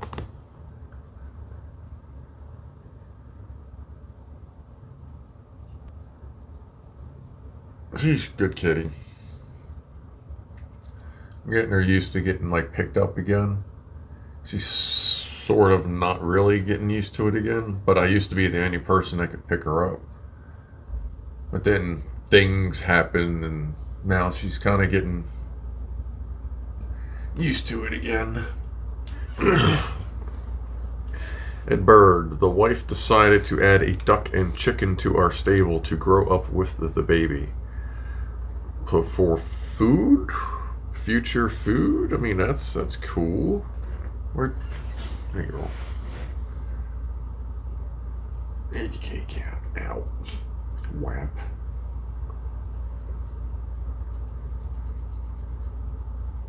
Ain't the fuzzy kitty. Ain't the poofy. Ain't the poofy kitty.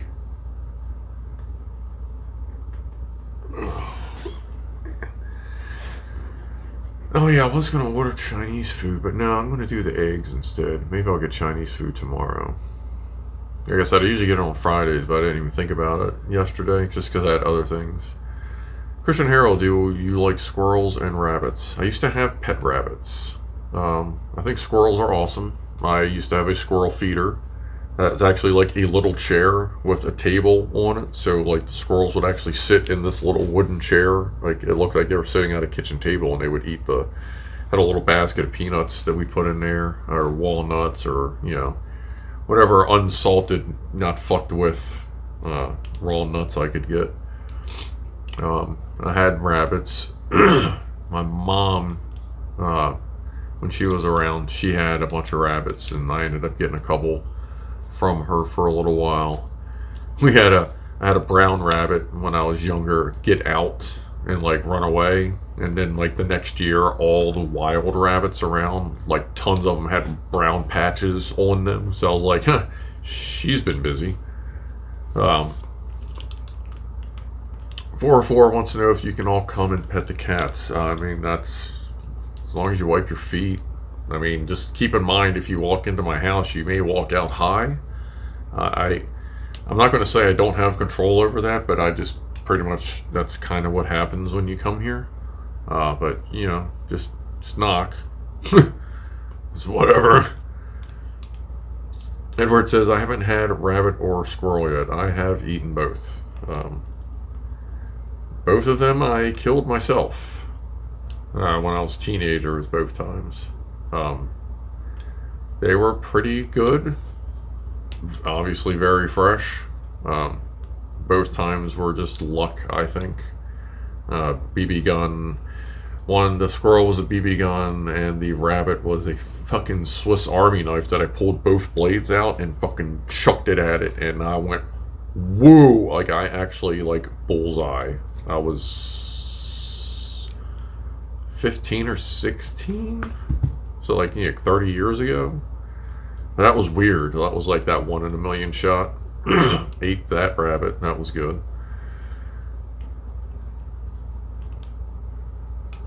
A domesticated rabbit can be trained to use a litter box. Yeah, the rabbits I had as pets were used cat boxes. I had pigeon at my friend's wedding. I haven't had pigeon. I've had pigeons, like when you take ground beef and rice and like a red sauce and you wrap it in cabbage, like pigeons. That's like a Polish thing, I believe. I make those sometimes too. I've had that pigeon, but not like pigeon.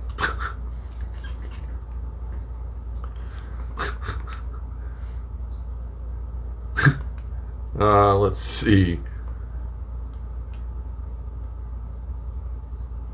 My latency is probably about 4 seconds. So I got the big screen going over there. Let me see here. Let me wake up my mouse. Not that mouse, this mouse. Let's see here.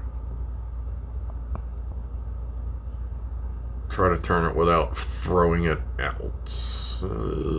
Too much. Yeah, you can kind of see. You can see the corner. But yeah, you're over there. That's one of my monitors. Dove, quail, and goose. Like Goose from Top Gun? You ate that guy? Like, how was it? You mean... Joe Russ says, you mean... Glupke? What is a Glumpkin? Is that another thing? Glumpkins? I believe I've heard it called as well. Franco Walker has had reindeer. I haven't had reindeer. I've had buffalo, shark, snake.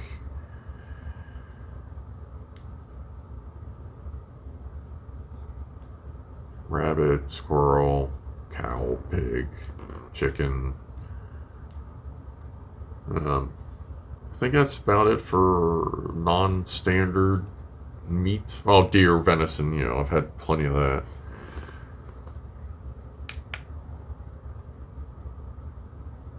Time to start wrapping. 6 minutes out. Yeah, we're about 6-7 minutes away from the end, from the final. I think Lee's getting ready to attack her mom. But yeah, we're about 6 minutes away from the end. Wow, almost a 4-hour stream, and there are still people occasionally joining the stream too. Like I think someone just joined. Welcome. About 5 or 6 minutes to go before the final toast. Has anyone actually counted the on-screen cat appearances? Yeah, there's been a pretty decent amount. They were asleep for the first half, but they've been running around lately. I guess they had a good nap, or they're just ready to run around. You've seen. I think you've seen everybody but Spaz. You saw Ronnie. You saw Poofy Girl. You saw Tiny Mama, but Spaz is kind of a ground dweller. I don't think you saw Spaz. Hey, Kurt. I haven't seen you speak yet. Welcome. I'm not sure how long you've been here. Hey. 404, you can do the late night stream and tag team Clive. What, like the after Clive stream? Sometimes usually after Clive streams, we'll go on Discord and hang out. Good night and get some sleep. You got to get some sleep. Paul Norman is out. Thanks, Scruff Dog. You are welcome. Have a good snooze.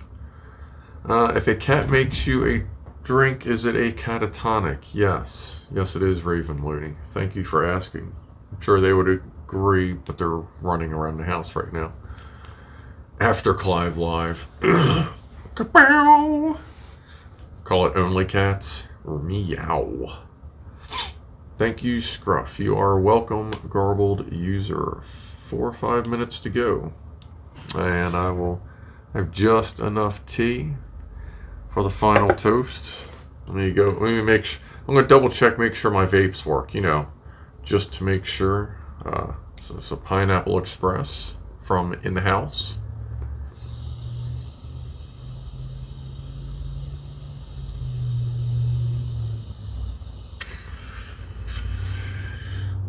Ron Noda seemed to enjoy. Appreciate it. Yeah, it did actually go a lot smoother than I thought. And I think it's just because there's a lot of people. Like, when I do my little streams, it's cool. Like, it's a small group of us. Everybody's pretty tight. But when there's a lot of people, it does really help get that flow going. That's pretty cool. You're welcome, Numi. Glad I could fill in. You're welcome, Paul Kent. You're welcome, everybody. It's been a cool night. If you can encroach on Terry's time slot, I feel she'll come and cut you. She might. When is she? I heard she might stream. When is she streaming? Yeah, I'm not. Yeah, I don't want to step on anybody's stream time. We're all just trying to do our thing. You know what I mean? That's why I very much appreciate that Clive let everybody know that I'd be tagging in this week.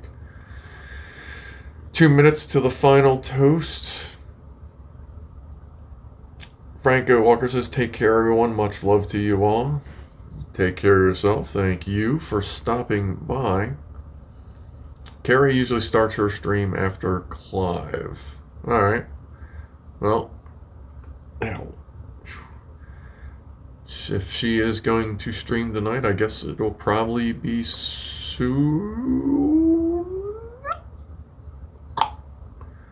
Jackutak, you're welcome. Will it end on a fireball? Yeah, as long as the cats are clear, we can do a toast and a woofle, and we can call it from there. Perhaps regionalized after Clive streams from different vendors.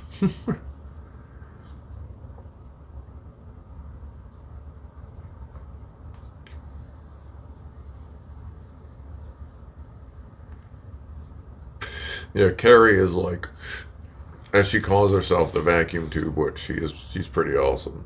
She's very intelligent. She has really cool streams too.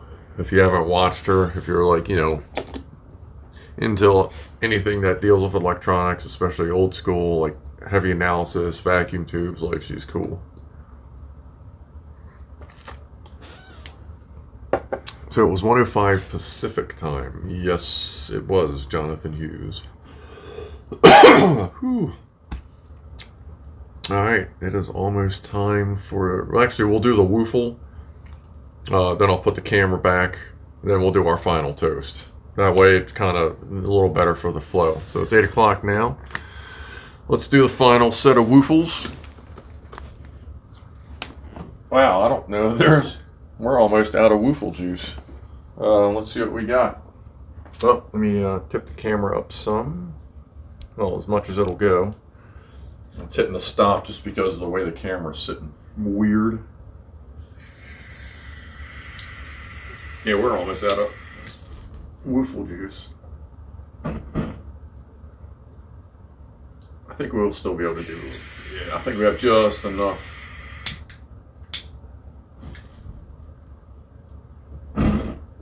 For at least one Verta woofle. Wow, it is pretty thin in there. Where else? All right, there's a lot of woofles tonight.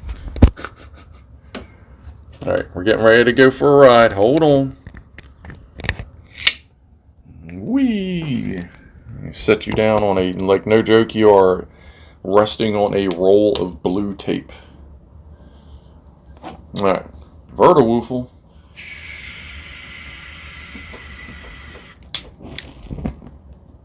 Poof. And one more.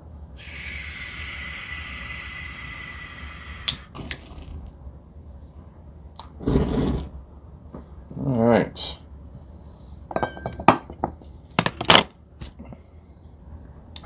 So, yoink. Yeah. There's my hand. And click.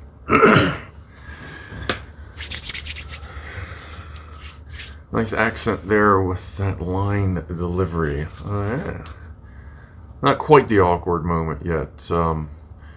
Last week's stream, seemed like it was pretty close. I think I can get that awkward moment a little closer this week. For the regulars know, I try to get that awkward moment to end like spot on. And with OBS, I'm pretty good with it, but ending it with the YouTube stream is a little worse. But let's do our final toast. So what's the channel name for Kathy? You mean Carrie? Someone posted it. Could someone post that again? Carrie's the Fire. Or Carrie Severe's channel name. But I guess our last toast is to right, see. Our last toast is to Kevin. Gotcha. Oh, hold on. Let's turn it down. Move your eyeballs. Our last toast is to Kevin, to Carrie Tech. Here we go. To all of you, 60-some people that are still here after 4 hours. Thank you for stopping by. You know, notice I don't say a whole lot about it, but, you know, if you made it this long, if you haven't clicked, like, you know, a like or a subscribe, like, you know, feel free. If you want, leave some comments, you know, do your whole thing. But cheers to all of you. Cheers to, hey, there you go, Stephen. Thank you. So cheers to everybody. This was a fun stream. I'm glad I could fill in for Clive, and I'm glad we could ramble on for 4 straight hours. This is our super sour diesel.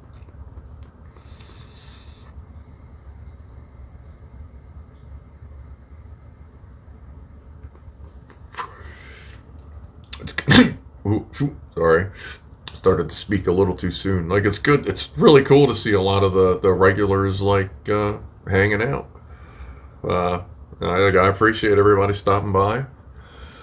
I'm going to stretch this until we get right up to 4-ish hours, and then we'll do the not so awkward moments.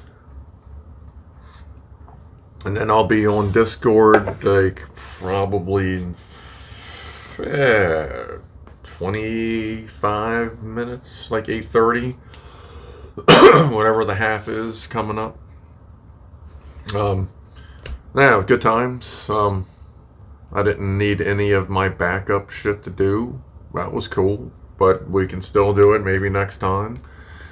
If I can get the office lab studio set up with the multi-camera arrangement, that'll make all this a lot easier. So maybe I can get that done. And looks like we have hit the 4-hour mark. So again, thank you. Thank you again for stopping by. Much appreciated. Glad I could entertain, and like I said, Clive might be doing a stream tomorrow if he has a chance. If he's busy again next week, I'll let him know. I'll fill in. And if you like Kerbal Space Program too, if I'm not filling in for Clive next week, then I'll probably do a Kerbal live stream on Sunday at like 1:05, like a few hours earlier. If you want. And like I said, I also do the drone live streams where you fly with the drone. Rob says 4 hours and 0 dragging, a top job. I appreciate that. I think it went all right. Everyone seems to like they enjoyed it, and I appreciate everyone stopping by.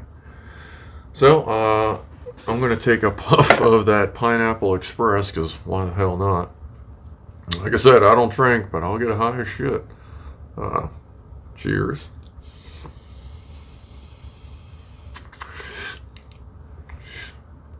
And let's go for that not so awkward moment.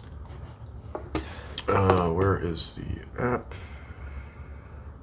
So I will see you at some point next weekend, whether it's during Clive's stream, whether it's my filler stream or my Kerbal Space Program 2 stream. So I'll see y'all next weekend, or maybe I'll see you on Discord. Alright, we're going to try the not so awkward moment in 5, 4, 3, 2, 1...